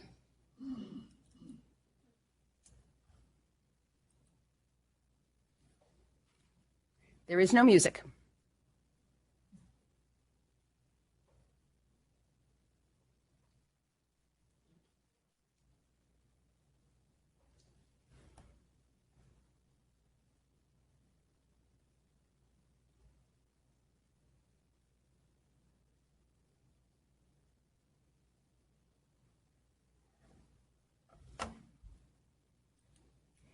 So for this question, it has to do with the SMR2 you see in the little box over here to your right.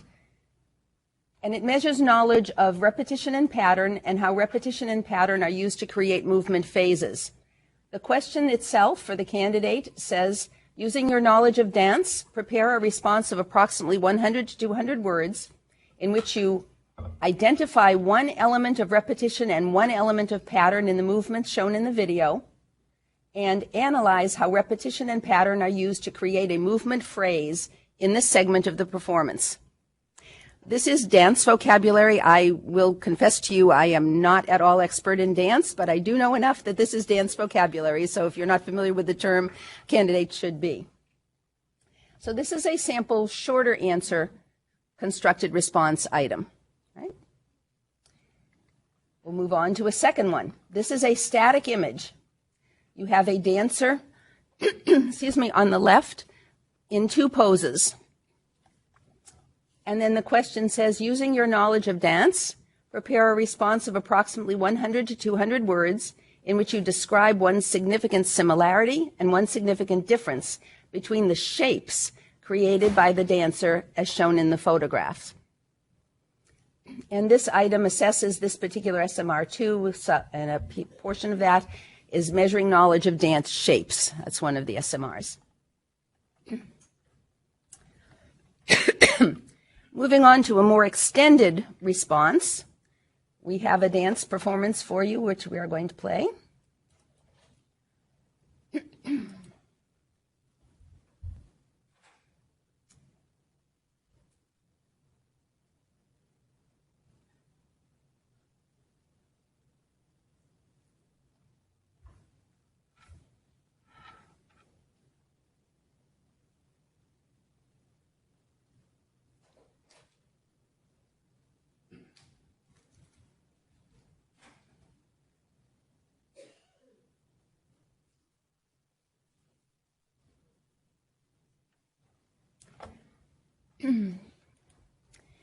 And so our candidates will be asked, using your knowledge of dance, prepare a response of approximately 250 to 350 words. So you can see this is a signal to them, this is an extended response, in which you discuss one way that production elements, including costuming, props, and stage setting, contribute to communicating intent in the segment shown.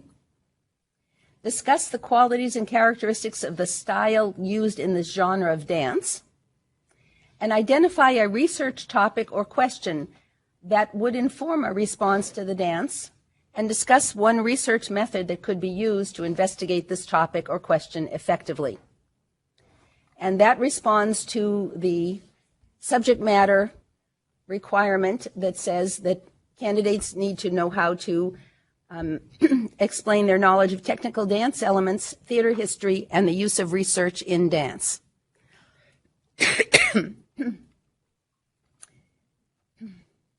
And then moving on to a second extended response, we have this lovely fuchsia colored dancer here for you.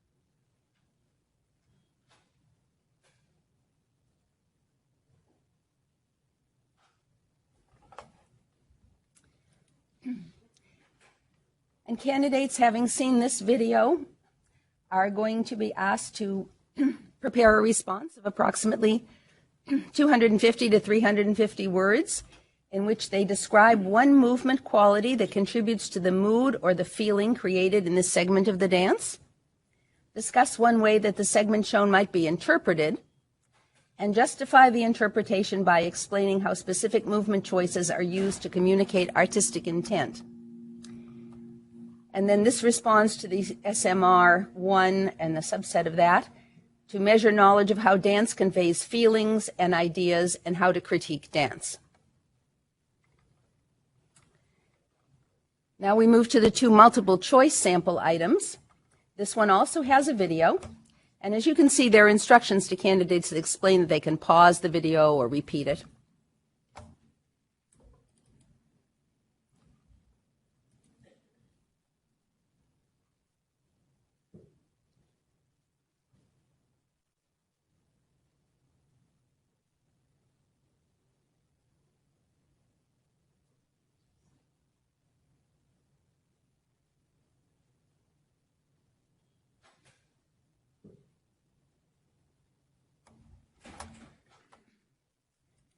So this is a multiple choice item, and so the candidates are asked, which of the following pairs of items best describes the phrase of movement shown in the video? So we have several answer choices. If you didn't know the correct answer, we've kind of helped you out here by putting an X in the, X marks the spot. So that is the correct answer, floating and opening. And now we have this last example of a multiple choice question. The stimulus is actually on the left. That diagram, for lack of a better term, is actual dance notation. It's a format of dance notation called Laban notation. And it expresses movement, or how one is supposed to move one's body in different dance phrases. So the question asks candidates, which of the following statements describes the movements recorded for the first beat in the second measure of this staff? It is called a staff, just like music. So you have a number of choices of what you do with your feet and your arms, according to this diagram. And for those of you unfamiliar with Laban notation, it is the third answer choice, what you're supposed to do. And if you need a quick guide as to how to read this notation, I do have some preparation in that. My first look at it was, I'm in trouble here. So we've now given you a number of sample questions to show that we are trying to think a little bit outside of the box, to look at new ways to use media and other things to help these creative candidates respond creatively, even in the context of a subject matter knowledge examination, which the CSETs are. So we, as staff, recommend that the Commission discuss this proposed test design that we've presented to you and approve the design. I note that you are not approving the test questions. These are just samples created for the purposes of illustration. Approve the test design with any specific changes that you might like to make. And if you approve the test design, the Commission's examinations contractor will begin drafting potential real test items for these two new CSET examinations in theater and dance. Staff will also return with the final draft version of the SMRs for theater and dance for final approval following the conclusion of the current field reviews of these SMRs. This concludes our presentation, and we're happy to respond to your questions. Thank you. Public comment for this period is now open, and we have one public comment. Jane Robb.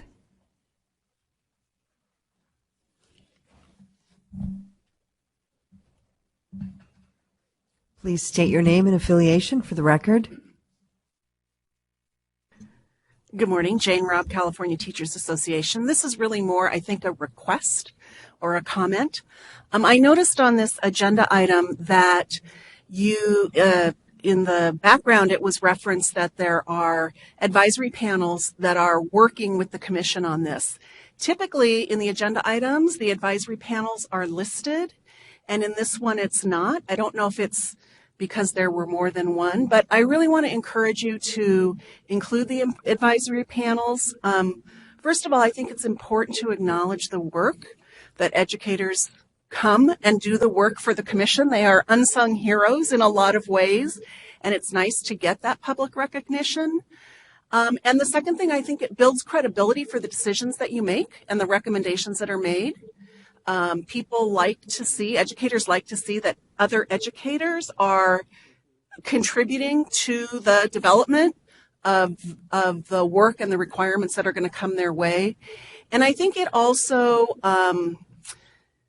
encourages us to be mindful of the institutions that the educators are coming from. I'm going to assume that these are both higher teacher educators from higher education or subject matter educators from our IHEs and K-12 educators, because we think that balance of keeping both of those segments together in the work of the commission, it helps us monitor that that's actually being done. So I would just like to encourage you, when it's not burdensome and it's possible, to include that. It's usually Appendix A or Appendix D or something like that, who's on those advisory panels. Thank you. Thank you, Jane. Ms. Jacobson, would you like to say something?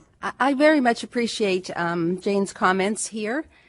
We do highly value and respect the work of our panel members, and we did include the panel members in our previous SMR items, and we are happy to include these in every item if the Commission so wishes.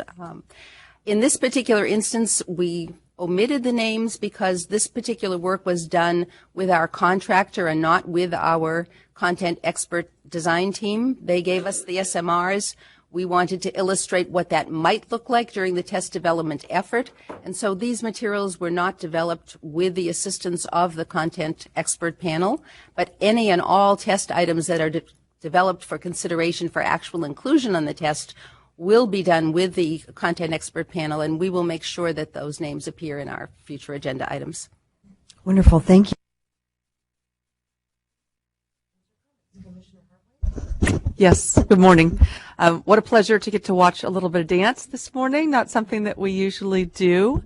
I know that we are working on being very attentive to issues of diversity in our assessment and testing, and so I would just request that when the final video choices and so on are made, that there is a check and an overall review for diversity of the people who are shown as the dancers. Both, I think, for theater and dance, and attention to gender diversity as well as diversity of background.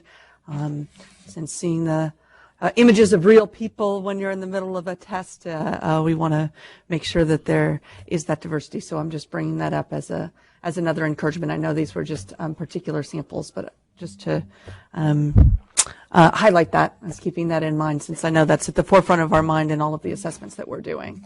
Thanks. Any other commissioner comments? Commissioner Alavi? I just wanted to say that I really thought that the test was very clean and it was very easy to read. I thought it was well spaced with white space so you could read it well, and I thought it would make for a very comfortable testing situation. So I approve of the design. I think it's very nice.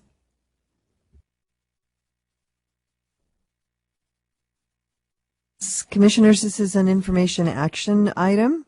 Do I have a motion that the Commission approve proposed blueprint for the CSET, single subject examination in theater and dance? Okay, so we have a motion made by Commissioner Hind, seconded by Commissioner Kuhn. Any further discussion? Okay, so we'll call for a vote. All those in favor, please say aye. Anyone opposed? Thank you. Motion carries.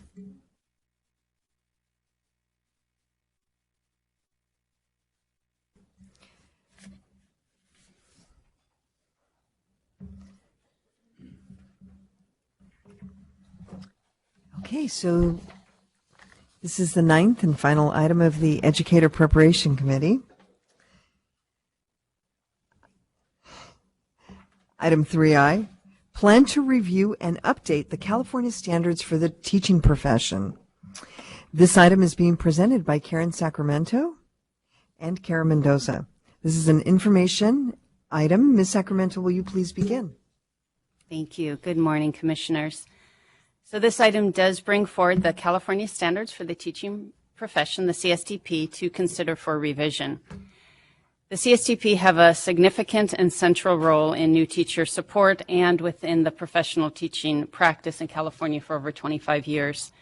The CSTP are the conceptual framework that describes the knowledge, skills, and abilities of effective teachers within 6 overarching domains that include engaging and supporting students, creating and maintaining effective environments, understanding and organizing subject matter, planning instruction and designing learning experiences, assessing students, and developing as a professional educator. The CSTP were originally designed for beginning teacher support and assessment purposes, and the use of the CSTP in induction is a significant part of what brings this item here today. The CSTP serve as the standards of practice for candidates in induction programs and are the core expectations for preliminary credential beginning teachers participating in the teacher induction program, and as such are really woven throughout the teacher induction program standards. Within the standards, the CSTP serve as the basis for the individual learning plan, the ILP, that all teacher induction candidates use as their roadmap during induction to demonstrate progress towards mastery of the CSTP.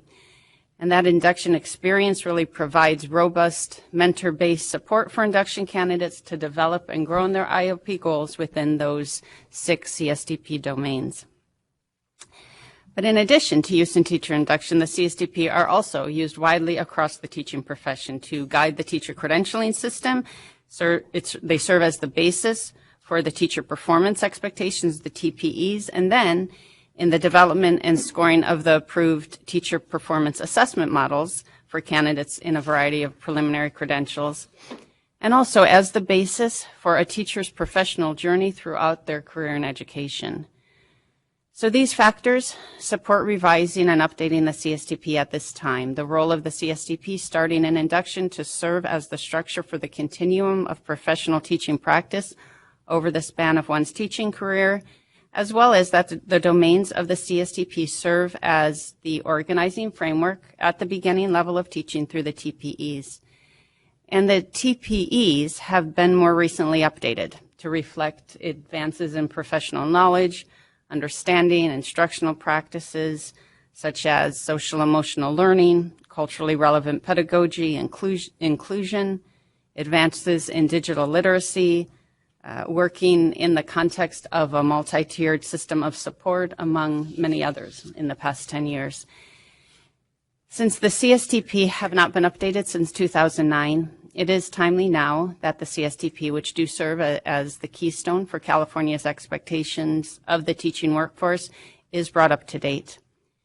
This critical work will continue to provide consistent expectations for teachers, guidance to teacher preparation programs, and a larger conceptual framework of teaching and learning to support the professional growth and development of all of California's teachers at each stage of their career. At this time, I will turn it over to Dr. Mendoza for further information on the CSTP revision process. Thank you, Karen. Good morning again, everybody.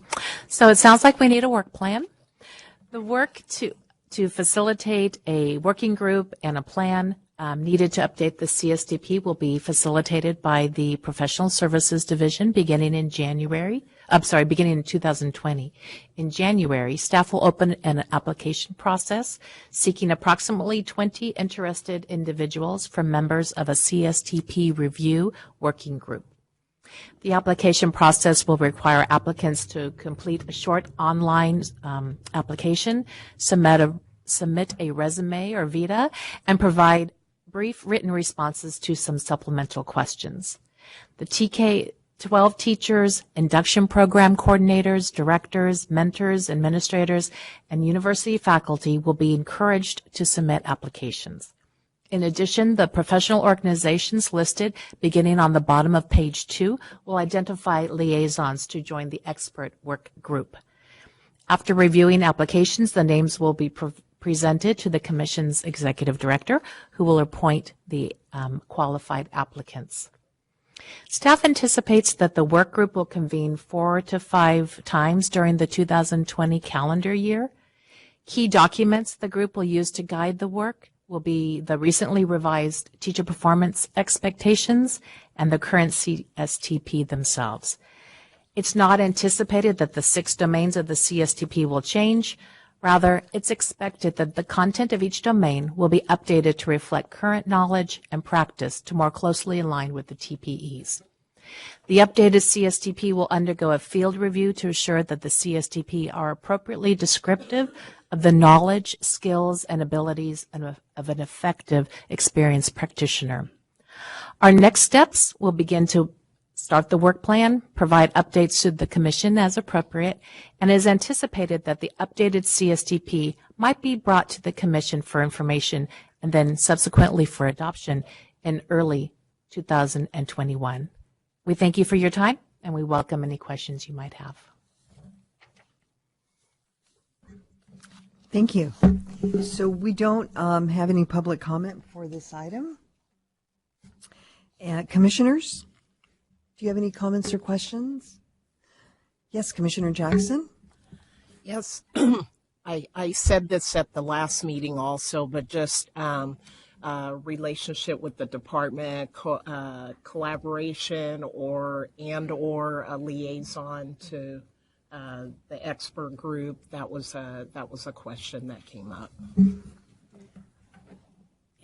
Thank you for that. We have had an initial meeting with CD staff, and we look forward to continuing a collaborative effort in this, definitely. Thank you.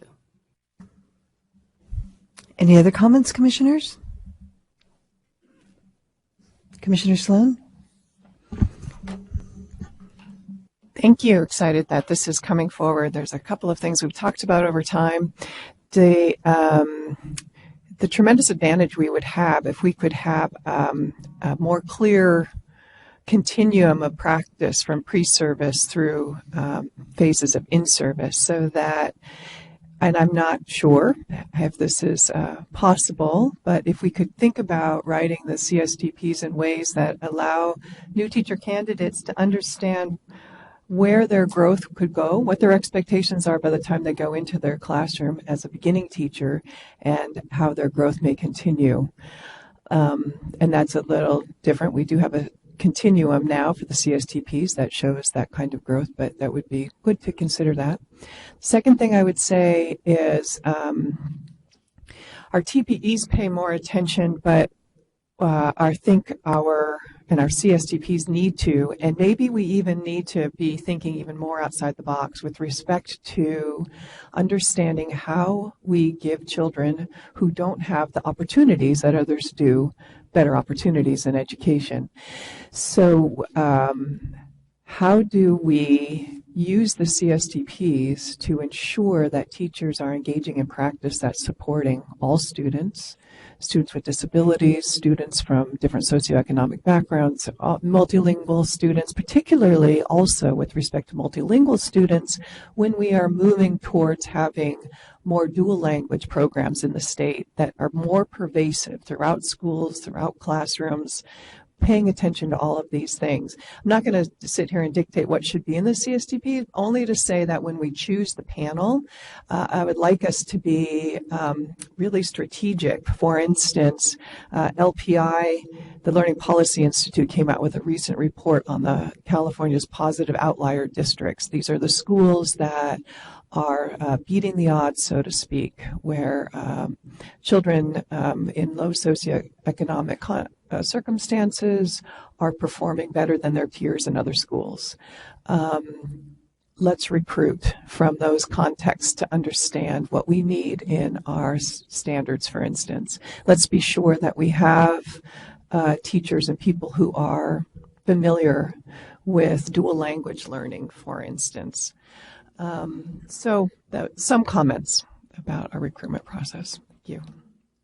Thank you, Commissioner Sloan. Commissioner Brown? I'm really excited about this work, and I want you to know that as an early childhood person, these pieces are embedded in lots of what we do with young children.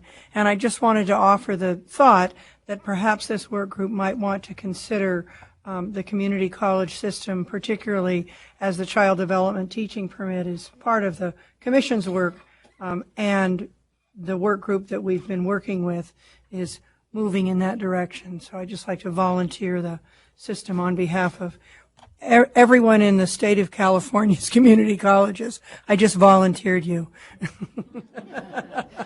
Can I just respond? Yes, absolutely. It seems perfectly appropriate to me, given that the standards and performance expectations you adopted in February are all organized around the CSTP domains. we are really thinking about this as, how we prepare people who work with young children in this way. So, yeah. Commissioner Klatt? This comment, it's about this item, but it's kind of a bigger aspiration, and I know I might be a lone voice in this, but the CSTPs, when we refer to them as CSTPs and we have TPAs and TPs, sometimes I feel like in education we have so many acronyms, and in those acronyms we lose sight of what the thing is. And these are standards for the teaching profession, and all of those words I think are so important. And so this is probably an impossible ask, but someday I dream of a world where we don't use so many acronyms. So I just throw that out there. Commissioners, any other comments? Okay, so this is, I'm sorry, Commissioner Sloan? Sorry, I think that has some, I think that has an important meaning, Commissioner Klatt, in terms of if we are going to look at the continuum between pre-service through in-service, calling it the same thing might be important. Okay, so again, and I would just like to add, I would love to see a national board certified teacher on the committee as well, which is kind of like on the continuum in the gold standard. So this is an information action item. No further action is needed at this time. Thank you, Ms. Sacramento and Dr. Mendoza. So having no additional items, I adjourn the Educator Preparation Committee. Have a great Thanksgiving, everyone. Thank you, Commissioner Rodriguez. Next is the Certification Committee. Commissioner De La Torre Escobedo, will you please convene the committee?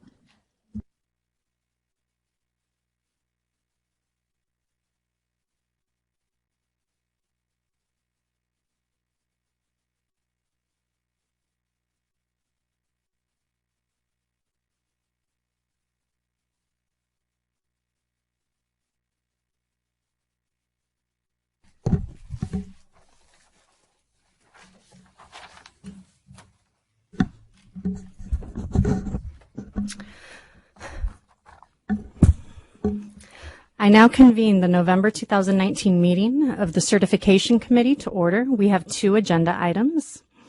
Item 4A is proposed amendments to Title V of the California Code of Regulations pertaining to the teaching permit for statutory leave. This is an information action item and will be presented by Thomas Johnson. Mr. Johnson, will you begin, please? Good morning, Commissioners. As you know, this agenda item presents proposed amendments to Title V of the California Code of Regulations, Section 80022, to allow local education agencies, otherwise known as LEAs, to request a teaching permit for statutory leave, otherwise known as a TPSL, to be used when a teacher of record is unable to provide instructional services due to being placed on military leave or administrative leave. So, as way of quick background, in August of 2016, the TPSL was created for the purpose of allowing ELAs the ability and the option to fill classroom assignments when their teacher of record is on extended leave. Now, the motivation for the TPSL's creation was that ELAs were forced to continuously rotate through emergency substitute teaching permit holders because there were no other documents before the TPSL which would allow LEAs the ability to fill classroom assignments for more than the 20 days or 30 days allowed for substitute teachers.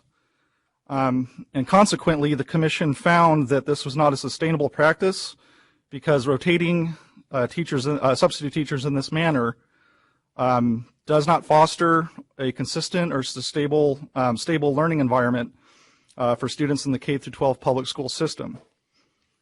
So presently, the TPSL only allows LEAs the ability to fill assignments for 6 types of statutory leave, as you'll see listed on Table 1 of page 1 of the agenda item. However, the Commission anticipated that other situations may arise that would require additional amendments to the TPSL regulations. To that end, stakeholders have recently voiced a desire and a necessity for the addition of military leave and administrative leave to current regulations.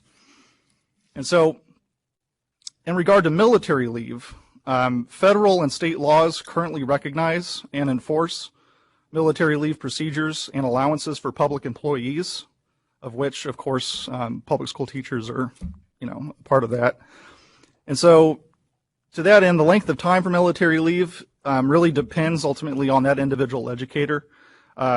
It could be necessary for more than 30 days, up to 180 days, or even up to 180 days or longer.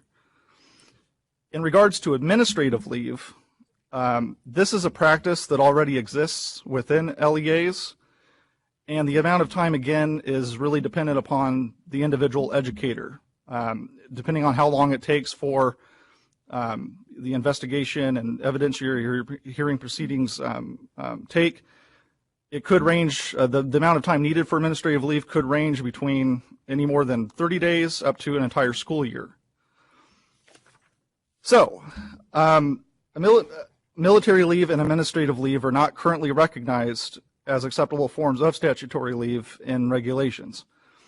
Thus, LEAs are again faced with the same predicament that they were prior to the implementation of the TPSL, because now they're continuously having to rotate substitute teachers to fill classrooms where their teacher of record is out on administrative leave or military leave.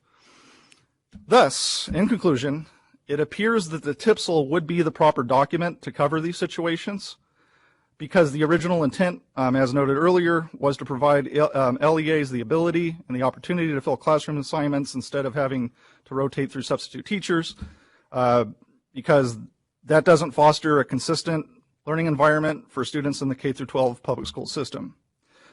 So, staff recommends approval of the amendments to Title V of the California Code of Regulations, Section 80022, to allow LEAs to request a TPSL to be used when a teacher of record is unable to provide instructional services due to being on extended military leave or administrative leave, for the ultimate purpose of beginning the rulemaking file for submission to the Office of Administrative Law. Finally, a public hearing will be scheduled for this item only if any interested party or his or her duly authorized representative submits in writing no later than 15 days prior to the close of the 15-day written comment period a request to hold a public hearing. And with that, I am happy to answer any questions you may have. Okay, thank you, Mr. Johnson. We will now open for public comment. First, we have Jane Robb. If you can state your name and affiliation for the record, please.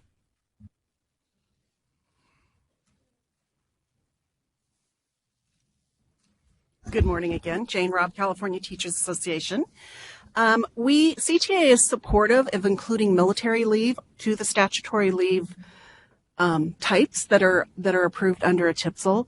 We do not. We actually oppose including administrative leave because it's a very different kind of leave than all the other leaves in several respects. One, all the other leaves that are included are taken at the discretion of the credential holder. They are an earned benefit, sick leave, medical leave, family leave, and they are also all time certain leaves. You have 12 weeks or you have 60 days. They're all in statute what the extent of the leave is, and there's an expectation that that person will return at the end of that leave period.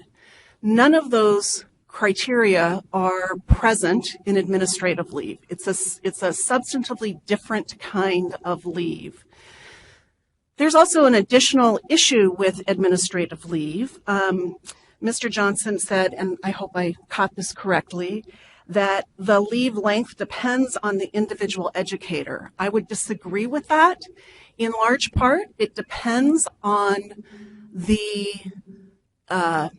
quickness with which the employer conducts an investigation and makes a determination. Somebody is put out on leave because there's some allegation of misconduct of some kind, and then an investigation takes place and a disposition is made, either to take disciplinary action, return the person to the classroom, whatever the situation warrants. As you all well know, as members of the commission, there is a perception that in many cases, people are left out on leave on administrative leave for an unduly long period of time. Oftentimes, I don't want to go into old history, but you know that this has been a problem at the commission level and in the general public conversation. That leave should be, administrative leave should be the investigation and the disposition should be taken care of quickly. CTA does not want to support a policy action that potentially enables employers or can be perceived to enable employers to delay resolution of administrative leave. So for that reason, we oppose including that, but fully support including military leave. Thank you. Next, we have Doug Gebhardt. If you can state your name and affiliation for the record.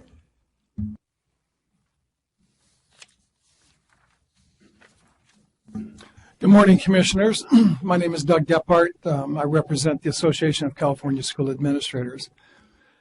I've talked to Jane about this topic in general, and I agree with her in that when a teacher is placed on administrative leave, school districts, the administration, school board should be judicious about dealing with those individuals in a timely manner. Absolutely agree with her. But I'm not here to make an argument for or against the points that she raised relative to CTA's concerns. The reason we have TPSL, as I understand it, is to ensure continuity in the classroom with instruction. And ACSA supported TPSL in the beginning, and we continue to support TPSL now, that despite the reason the teacher is out of the classroom, any efforts that we can make to maintain the continuity of instruction for kids and learning, the teaching and learning process, is going to be the best option for kids. The two issues don't connect. I don't see where the two lines will reach a point of connecting. So, I can't speak to the, I think, legitimate concerns that Jane raised. But I'm hoping that we're looking at the bigger issue about continuity of instruction and learning for kids, because the students in the classroom at whatever grade level, they don't understand why the teacher's out, whether it's a statutory leave or otherwise. What matters to them is who they see every day when they come through the classroom. Thank you. Next, we have Luz Ortega. If you can state your name and affiliation for the record.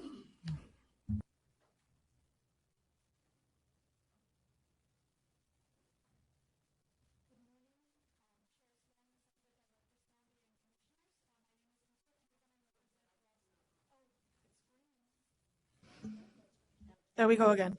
Okay, sorry, now it's more green. Like I see green. Okay. Good morning, Chair Sloan, Executive Director Sandy, and Commissioners. My name is Luz Ortega, and I represent the Los Angeles Unified School District. And first of all, I would like to thank the Commission for all of the work that has gone into the TPSL document. Thinking back to 2015 when the TPSL was first being considered, we can all recall the commitment from all the stakeholders to use the TPSL as a means to ensure instructional continuity for students. That kept coming up, but that was the reason why this document was going to be created. In this respect, implementation of the TPSL has been successful. In our particular district, we use it to cover statutory leaves currently in the areas of elementary, general education, and special education. So even though it's available in all the areas, those are our two areas of need, and so we are restricting the TPSL within our district to those two areas. We are most supportive of adding military leaves and administrative leaves to the situations where TPSL may be utilized. issuing the TPSL in these additional areas supports our collective mission to provide, again, instructional continuity for students. The alternative, unfortunately, takes us back to prior to 2015, which was a revolving door of substitute teachers for the students and the potential negative impact on student achievement and well-being, which would be tremendous. So thank you to the Commission for keeping the best interest of students at the forefront as you consider these needed amendments. Thank you. Okay, thank you. The public comment period for this item is now closed. Commissioners, do you have any questions or comments on this item? Commissioner Alavi? Speaking on behalf of LEA myself, I have to tell you it's a real heartbreak when we have a situation that we can't control because of other outside elements, such as investigations and so forth and so on, that make administrative leave a burden to our district and therefore influence the classroom. And I've seen these classrooms where we've had to do these ongoing long-term subs, and it's not good for the kids. And I think we have to think about what's good for the kids in this situation, because I have to say, as an LEA, we don't want to have these ongoing long administrative leaves either, honestly. I mean, they're not good for the district. So I would say that we would have to err and allow the TPSL to take advantage of the administrative leave.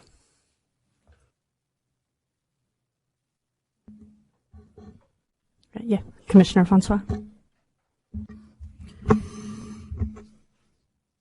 I think that we all agree that this is about instructional continuity for young people, and I just want to share a very brief story that I heard just last week from a student in a middle school who, when he was in the 7th grade, his entire school year was a rotation of substitutes, long and short-term substitutes.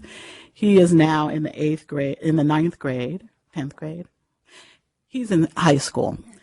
And this is the first, he said this is the first time that he has had the same, last year was the first time that he had the same teacher for an entire year. And his words were, this is an issue of equity, that I have missed out on years of instruction. And while I am doing well, imagine what I could be doing if I had had continuity in the classroom. And so I feel like as adults, we can sit around the table and talk about why this is important. But these are the words of a teenager who this kind of situation, these kinds of rotating doors of substitutes affected his life. So let's keep that in mind.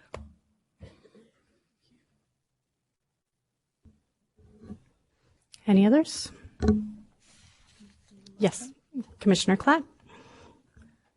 I would move to adopt the recommendations in the item and move forward. I'm trying to find the wording exactly, but is that enough for a motion to adopt the staff recommendation? So I have a motion by Commissioner Klatt to approve the proposed regulation amendments in order to begin the rulemaking file for submission to the Office of Administrative Law. Do I have a second? Seconded by Commissioner Alavi. Any further discussion? All right. All those in favor say aye. Any opposed? All right. Motion carries. Thank you, Mr. Johnson. Thank you, Commissioners.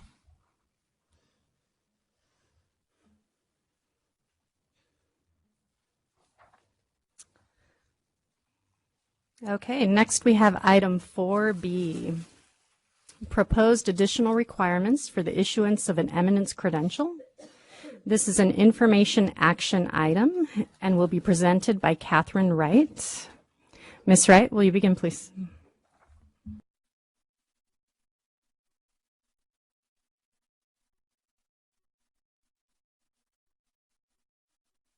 Oh, thank you. I think there we go.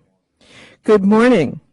This agenda item presents some possible additions to the current requirements for the issuance of preliminary and clear Eminence credentials for the Commission's consideration and potential adoption. The research and analysis for these potential additional requirements was a joint project with my associate Barrett Jaglinski, who is not able to be present today. The Eminence Credential allows an individual who is an expert in his or her field to teach in the area of expertise without having to complete a teacher preparation program. Since the 1970s, the Commission has granted a total of 30 Eminence Credentials. Only 22 of these Eminence Credential holders moved on to earn the Clear Eminence Credential, and currently there are only 11 individuals in the entire state with valid Clear Eminence Credentials. One credential holder, whose credential was issued in 2018, holds a preliminary Eminence Credential that is restricted to the employing agency of record in the application. At the April 2018 Commission meeting, where a candidate was considered for an Eminence Credential in the areas of speech, debate, and mock trial, concerns were raised regarding the current requirements for candidates to be awarded the preliminary and Clear Eminence Credentials. At the request of the Commission for more details regarding the Eminence Credential and its requirements, staff presented a detailed overview of the Eminence Credential history and the current credentialing requirements at the June 2019 Commission meeting. At that time, concerns were again raised regarding the current credentialing requirements for preliminary and Clear Eminence Credential holders, particularly as compared to the requirements for preliminary, multiple, and single subject candidates. The Commission asked staff to conduct a thorough review of the current requirements and research potential additional requirements for Eminence Credential holders to ensure that these credential holders are adequately prepared to teach all students using current best practices. Beginning on page 2 and continuing on page 3, there is a list of the current preparation program requirements that are waived for Eminence Credential holders and a range of potential additional preparation requirements that could be considered as options to assure that all teachers, including Eminence Credential holders, are well prepared to provide effective instruction to California's TK through 12 students. On page 3 of the item, staff prepared for the Commission's consideration a table of these additional or potential additional requirements for the preliminary and the Clear Eminence Credential, and a general timeline of when each of those requirements, if any or all were to be adopted by the Commission, might appropriately be completed by Eminence Credential holders, candidates or holders, These potential additional requirements identified by staff include possession of a bachelor's or higher degree, coursework in developing English language skills, including reading, content area pedagogy, educating students with special needs, educating English learners, and completion of an induction program. Passage of a Commission-approved teaching performance assessment is also provided as a potential additional requirement, although inclusion of the TPA does pose potential issues as outlined at the beginning of page 3 of the item. Staff asks that the Commission discuss these potential additional Eminence Credential requirements and provide direction regarding next steps. Should the Commission decide to adopt any of the potential additional requirements, staff would need to begin the process of sponsoring legislation to that effect. I would be happy to answer any questions. Thank you. Thank you, Ms. Wright. We will now open for public comments. We have one public comment card. Harold Acord, you can come up and state your name and affiliation for the record, please. I do have to say those buttons look like they're lit up until you really hit them and you realize what bright is. My name is Harold Acord. I'm speaking on behalf of the 300,000 members of the California Teachers Association. And may not be so professional to say, but yay! I'm excited. I've been coming here since 2006, and I've seen various people go through this process. And the reason that we're excited is that finally we can have a real discussion around the Eminence Credential and what it does, and whether we all truly mean all students when we say all students. My experience when I've seen these Eminence credentials come through here in my 13 years of attending this commission is that the candidates have not been diverse. And it's only recently that there's even been some sort of questions brought up by commissioners around diversity and students with any type of special need, from whether they're students with IEPs or students with 504s or students who are English language learners. So I am excited to see that you're discussing this. As CTA would encourage that as many of these requirements that could be added to this could be added, because just because we can do things, a lot of us can do a lot of things, does not mean that we can be great teachers and make sure that we connect with and do what we need to do in order to reach every student and all students.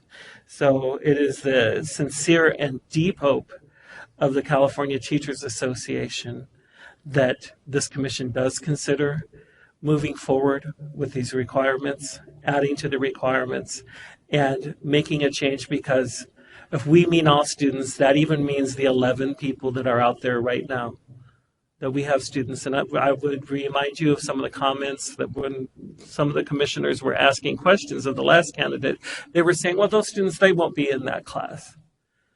And I want to know why. Why won't those students be in that class? Every student deserves the ability to be educated by any teacher who's in our public education system. And this is a hold out from a very long time ago. I'll remind you again, I loved my bell-bottom jeans in 1977 and I was 12. I'm 54 now. And there's a lot of changes that have happened since then, and I think it would be a great opportunity for you all to add to and help make sure that every teacher who teaches in the state, including anyone who gets an Eminence credential, is able to teach all students. Thank you very much. Oops. Okay, the public comment period for this item is now closed. Commissioners, do you have any questions or comments on this item? Commissioner Hein? I too am really happy to see this item before us. I really appreciate the way it's laid out. I really like the table that shows the timeline, because it's not saying you have to have all these things right away. It gives a nice, easy, unrolling opportunity for the people who will occupy this or will take this route. So I think I'm in support of it. I like all of the points there. I think it's great that we have incorporated EL learners, students with special needs, reading seems to be the buzzword. So I think this looks great.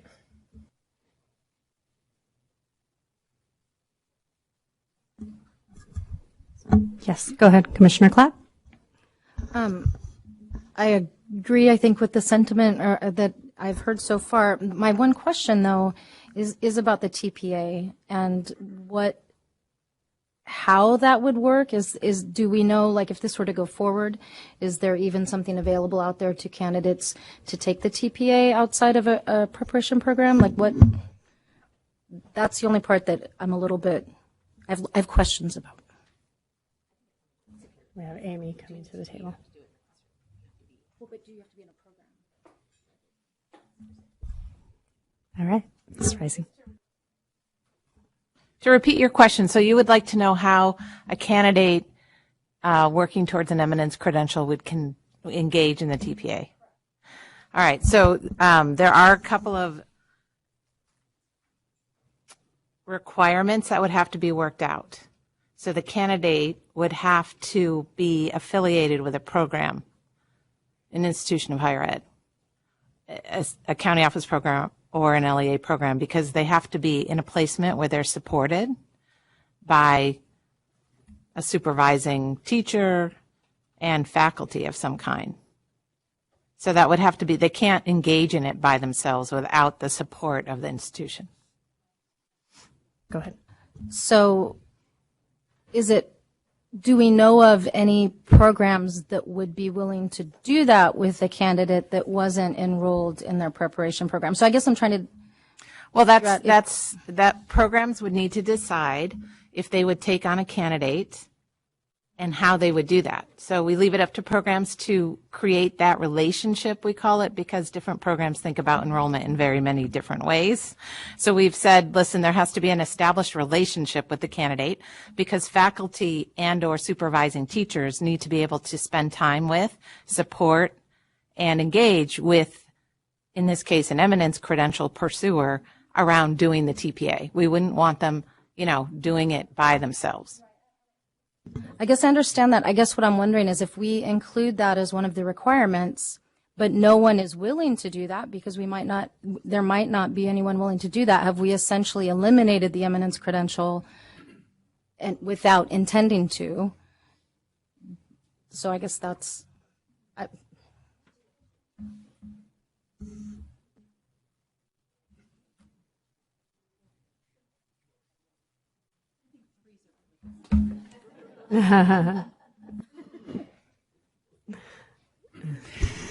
This is at the conceptual level for you now to think about. There's a lot of possibilities of things that could happen. Currently, interns are teachers of record in programs, and they do the TPA. So there is a model for a teacher of record to be participating in a TPA. Currently, intern early completion option people also need to do a TPA, yet they're not fully enrolled in a program. If this were something you were interested in, we would have to work out specifics. There's also a reality that once we have a lot of people who have supported candidates, maybe it's not enrolling in a program. Maybe it's a personal agreement with a supervisor who has supervised prior teacher candidates who've taken a TPA in their classroom, and they're next door at the school. We don't know all the possibilities yet. We would not be moving it forward if we thought it was impossible to do it, though. It is complex. We would be thinking it through. We would be working with institutions, and it would not be a way to try to close down Eminence at all. It would be a way instead, if we believe that teaching performance assessment is a valid, reliable, and accurate picture of a person's ability to teach, to work with special needs students, to work with English learners, and to teach their content.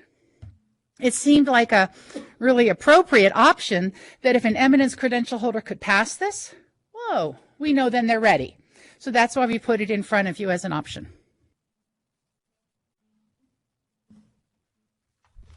Okay, this is an information action item. Do I have a motion to approve the proposed additional requirements for the Eminence credential as presented in this item? All right. I have a motion by Commissioner Jackson, and I have a second by Commissioner Marks. Any further discussion? Okay. All those in favor say aye. Any opposed? All right. Motion carries. Thank you, Ms. Wright, Ms. Rising, and Ms. Clark.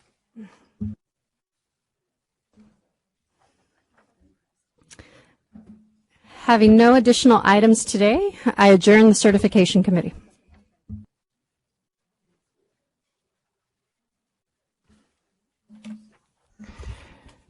Thank you, Commissioner De La Torre Escobedo. Next is the Professional Practices Committee. Commissioner Cooney, will you please convene the committee?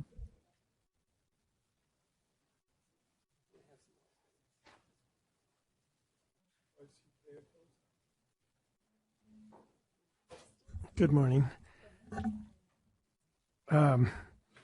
The appearance of item 5A always signals we're getting close to the end of the meeting, and this is no exception. We'll be brief this morning. We do have one item, our report on current workload, and to give that, Gil Gonzalez is here, Staff Services Manager. Good morning, and I will be brief. As I stated in our last meeting, we expected the overall case numbers to increase due to the increased number of applications the Commission receives. They typically receive during the summer months. So it has increased from the end of July, which was 2629, to 2748 at the end of September. But that's still within the normal range of 26 to 2800 cases, overall cases that we have. During the last 3 months, we've opened a higher number of cases to include 499 cases in September That's within the normal range of 400 to 500 cases. But again, that was the higher number of cases is due to the applications received. The number of cases reviewed by the committee credentials during the September 3-day meeting included 107 initial review cases and 75 formal review cases. Staff closed 504 cases in September, which is the number of matters closed during the month by commission, committee, or closed by staff. That was just above the normal range of 400 to 500 cases. At the end of September, the number of cases assigned to the AG's office was 150.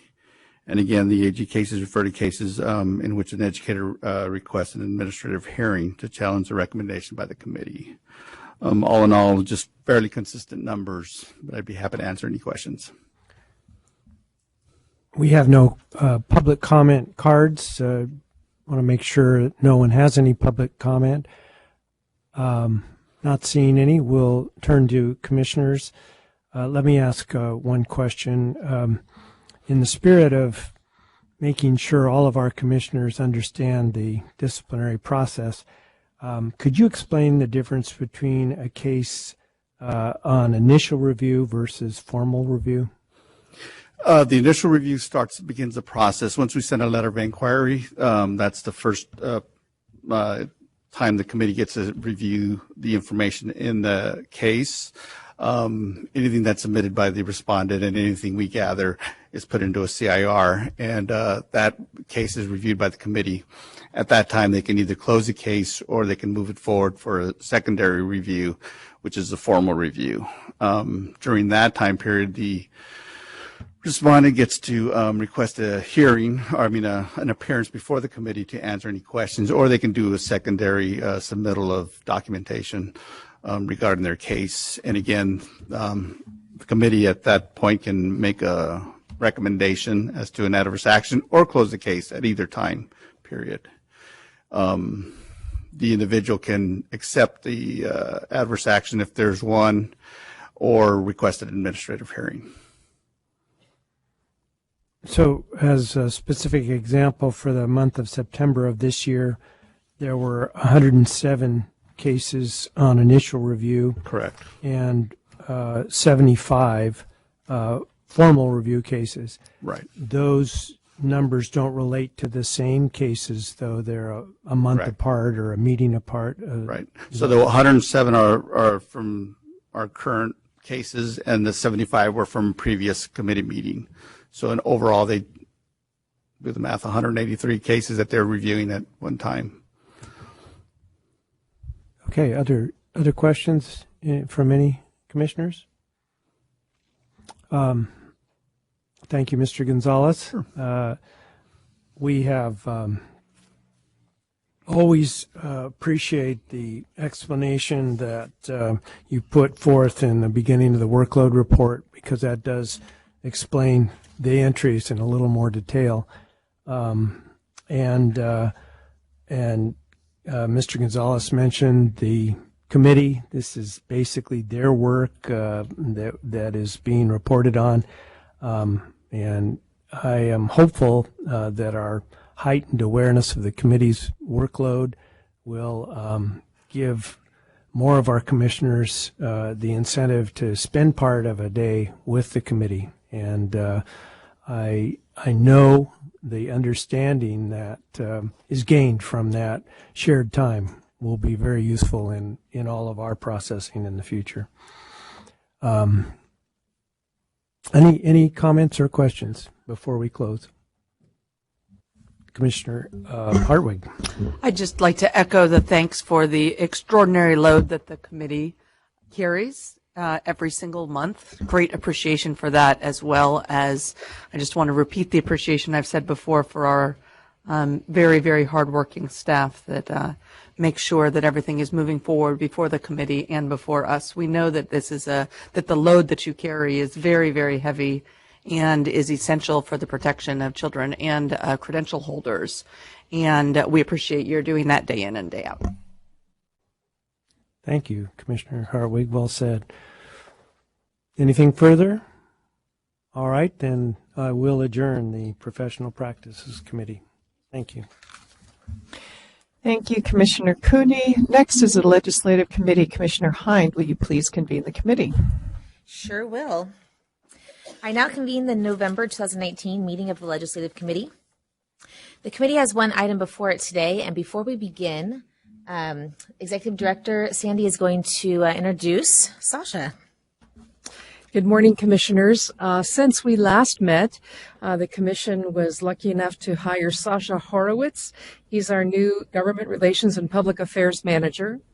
He previously led strategic communications for the Education Insights Center at Sacramento State, utilizing skills built through a career as a researcher, policy analyst, legislative aide, and educational policy consultant. Prior to Ed Insights, Sasha directed government relations for the Linked Learning Alliance and managed the California Education Policy Fund grant program. He earned his master's in public policy from UC Berkeley and a bachelor's degree in political science from the University of Massachusetts Amherst.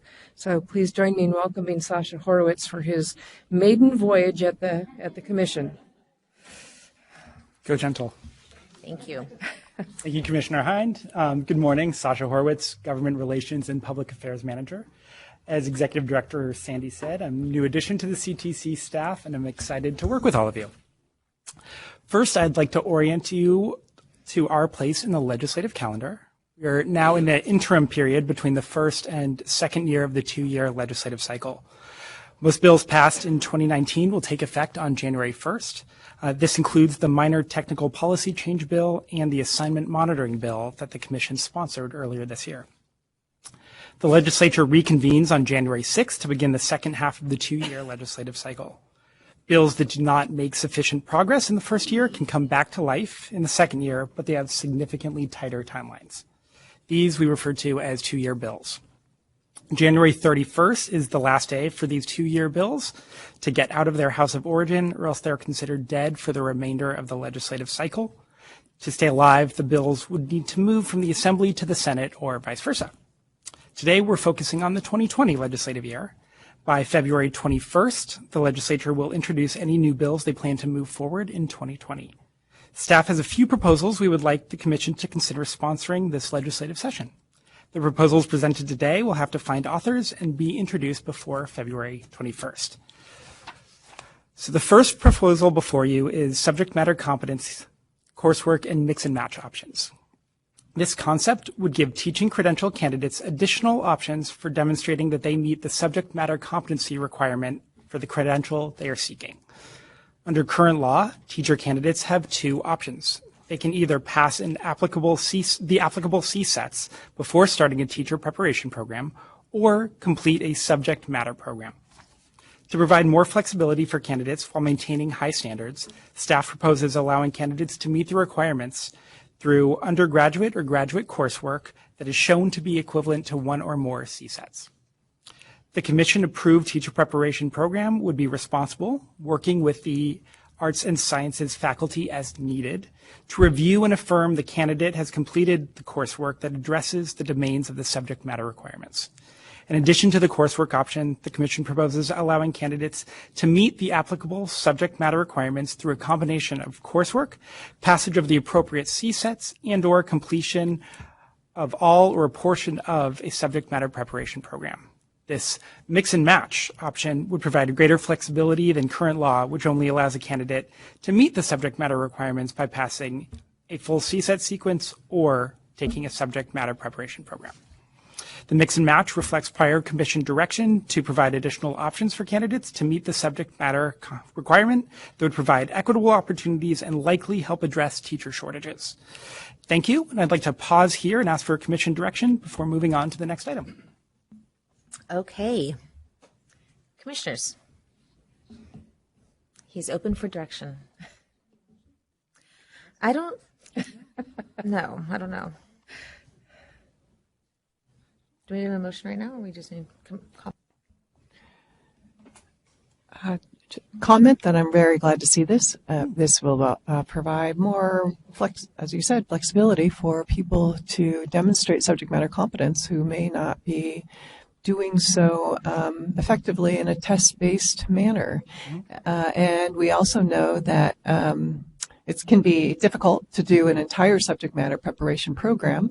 Sometimes you will be at an institution that doesn't have one available to you, and other times you may already be a senior when you've decided to become a teacher and you don't have the time in your schedule to be able to do it, but you have taken courses in your content, and this will, I think, go a long way in ensuring that we're not creating barriers to the profession of bringing them in. One thing I wondered about, though, was when candidates get their CSET scores, I believe now you just get a single. Do you just get a single score for an area, or do you get something more diagnostic on the different things? Okay. Oh. Having recently taken the CSET, I can tell you that you get you don't even get a score actually unless you don't pass. So if you don't pass, you get how your number score, and it tells you what you needed to pass. If you do pass, you get a series of plus marks, and the plus marks tell you, like 1 plus is that you got some of the answers right, 2 plus is you got more than some of the answers right, 3 is like you almost got them all right, and 4 you got a lot of them right. And then down below it tells you the different categories and how you like what kind of questions were in each category. So it doesn't really tell you very much information. It's really difficult if you don't pass a section because you have no idea what you didn't know. You know what I mean? It's very expensive. So, Commissioner Thank you. I appreciate your comments. One of the things I have often wanted to share with the Commission is a walk through the test results explanation report. Candidates, as Vice Chair Hind has indicated, candidates who are successful on the assessment do not receive this information because they've met the Commission's minimum competency passing standard, and therefore they don't need any diagnostic information.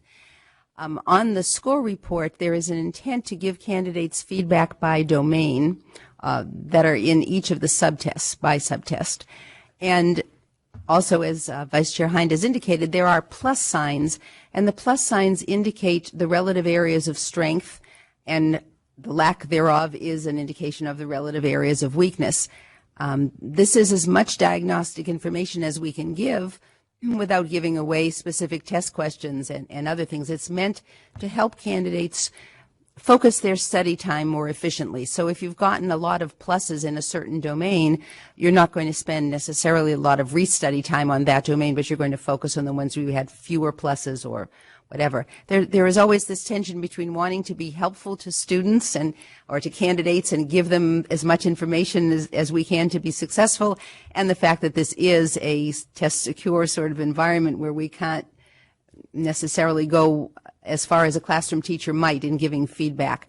And we do hear a lot from candidates who are in this kind of period of tension where they want us to give them more than we actually can give them because they're going to retake the assessment. So we do try, though, to give them an indication of where to focus their study efforts. So one of the advantages of this proposal is that it will allow candidates to if a particular CSET has 3 subtests and they pass 1 or 2 of them, they don't have to take them again. And then the third, pardon? That's what this proposal would change in law. And then they can focus on that third domain, wherever they missed. And so it's still going to be fairly broad, but the idea that that third subtest could be taken by a particular set of courses that's the relief that I think this proposal is trying to seek, where the SMR, subject matter requirements that define that domain, would also be used to define the appropriate coursework to meet that domain. So I think it'll become less ambiguous for candidates about where to focus their attention if this mix and match option actually makes it through the legislature. We'll be able to target coursework that aligns with that domain. Am I making sense? Okay. Other commissioner comments? Commissioner Wall? Well, I'm just thrilled at this prospect. I think it's a tremendous opportunity to overcome some of the challenges that some subset of students have with the CSET. And I love the paragraph about what the commission would do if passed to clarify for institutions, which I think will be really important to provide that guidance. Because I know the process that institutions go through just with transfer courses, and the more guidance, the better in clarifying what would fulfill an SMR requirement. Other commissioners? All right. We can have a motion now. So would anybody like to move to approve the legislative proposal presented in this item? Commissioner Marks, and second by Chair Sloan. Any further discussion? Excellent. All those in favor say aye. Any opposed say no. Abstentions? Motion carries. Thank you so much and welcome. Great. Thank you. Got a few more. So our next minor and technical change proposals. For the first proposal, described in your item as outdated code cleanup, staff identified several outdated code sections that no longer impact state policy, the most recent of which required the Commission to issue a study in 2005. So then the staff completed that on schedule. Staff proposes to delete these code sections as part of an Education Committee omnibus bill. So I'd like to pause again for direction. Okay. We have any comments on cleaning up outdated ed code?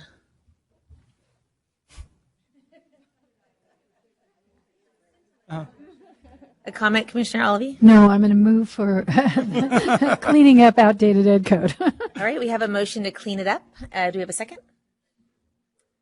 A second by Commissioner Redmond. Any further discussion? All those in favor say aye. Opposed say no. Motion carries. Thank you. Thank you. That was easy. The second minor technical change proposal we call pre-accreditation, and it seeks to clarify an issue affecting potential teacher candidates who graduated from a college when it was in pre-accreditation status, meaning it was in the process of being accredited by a regional accreditor like WASC, but the accreditation was not completed before the student's graduation date, and that could even be the day after. Under current law, degrees conferred by institutions in pre-accreditation status cannot be recognized as valid. And while the legislative intent is to exclude students with degrees from unaccredited institutions, existing language also excludes those whose institutions and programs are in the process of being accredited even once the process is successful. So the Office of Administrative Law has informed the Commission that efforts to address this issue through regulations would be denied as there is no recognized statutory authority to change regulations. So this proposal would merely clarify that the Commission has statutory authority to establish regulations for this limited purpose. Thank you, and that concludes my remarks. Excellent. So you probably remember we had a couple of candidates who've come to us before with this issue. So we can entertain a motion to, what did you say? Can you say that again?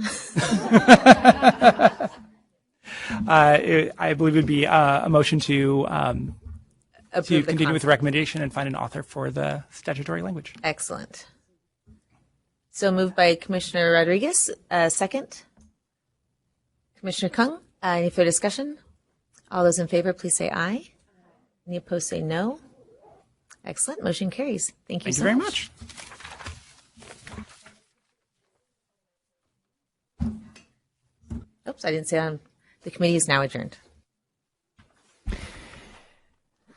Thank you. I'd like to reconvene the general session and move to agenda item 2H, interview and recommendation of members, alternates to the secondary teacher position for the Committee of Credentials. The ad hoc committee recommends to the full commission the appointment of Julia Knopf to serve in the secondary teacher position on the Committee of Credentials. The committee also recommends that Janice Wilson and Carol Mark, thank you, be appointed as secondary teacher alternates. I would like to open for any comments for the candidates who served on the interviewing committee. Commissioner Hartwig? Yes, thank you. Thank you for the opportunity to serve. It was a pleasure to serve with Commissioner Brown and Commissioner Klatt. I do want to make one clarification, which is that the committee did rank the two alternates. Okay. The first alternate was Dr. Janice Wilson, and the second alternate was Miss Carol Mark. Okay.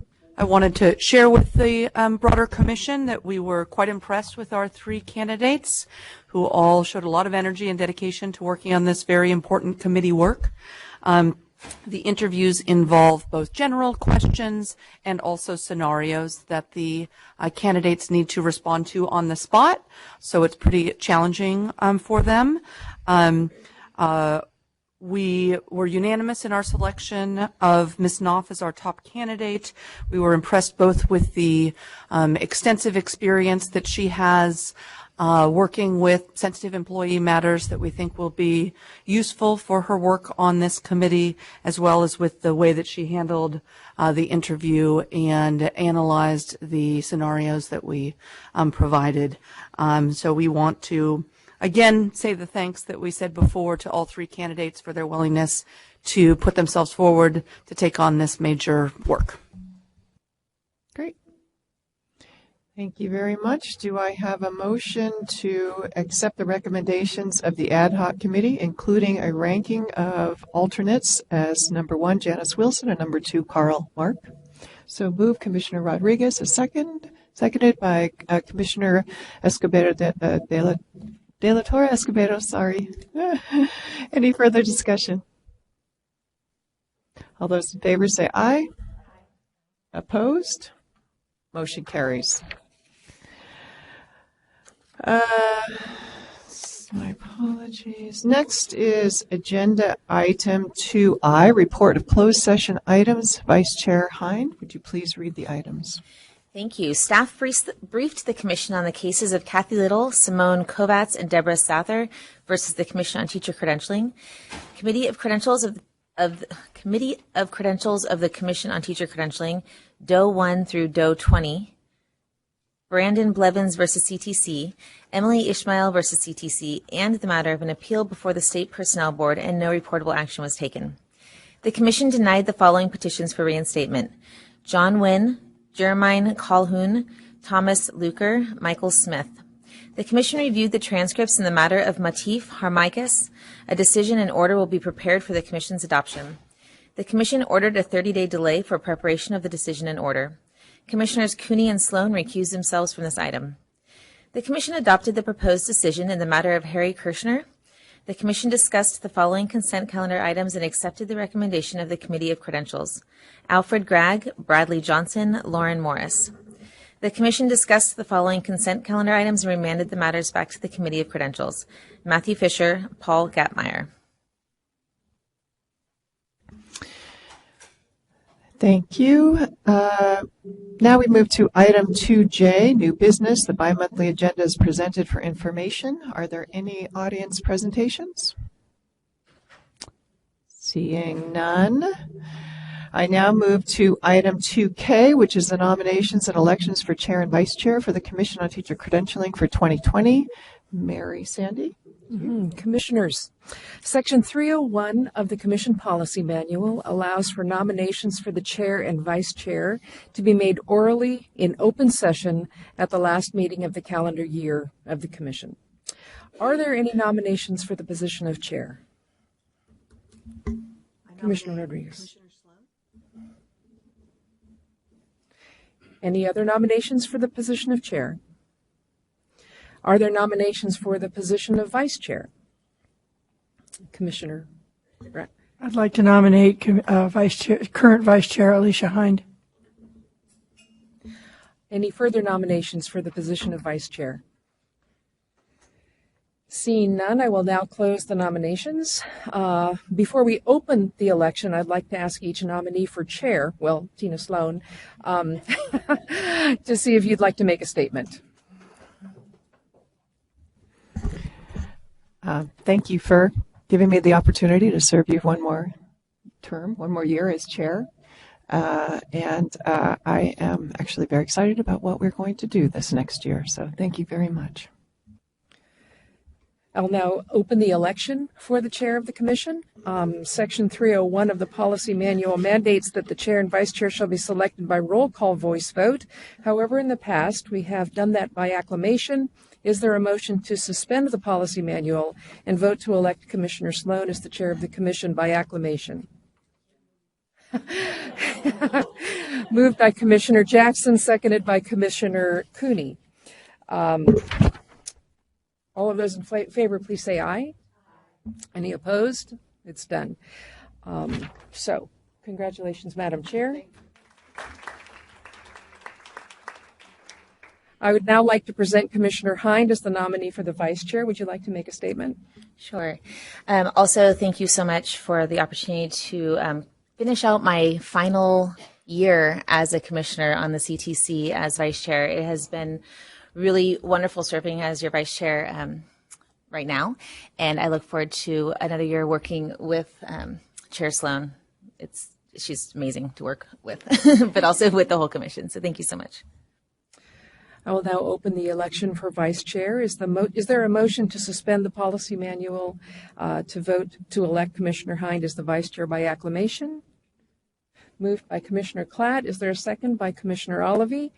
All those in favor, please say aye. Any opposed? The motion carries. Congratulations, Madam Chair, Madam Vice Chair.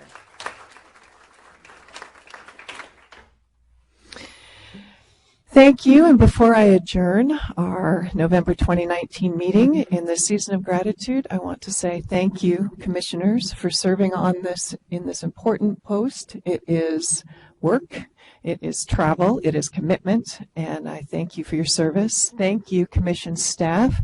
You don't just do what you need to do everything for us. You go the extra mile all the time. I hear how late you stay, how early you come, and when things are needed, you do what you need to do. Thank you. And thank you, stakeholders, for coming to these meetings every time we meet, bringing your expertise and your positions forward to educate us and help us make good decisions. Thank you. All right, I now adjourn the November 2019 meeting of the Commission on Teacher Credentialing. The next meeting is January 31, 2020.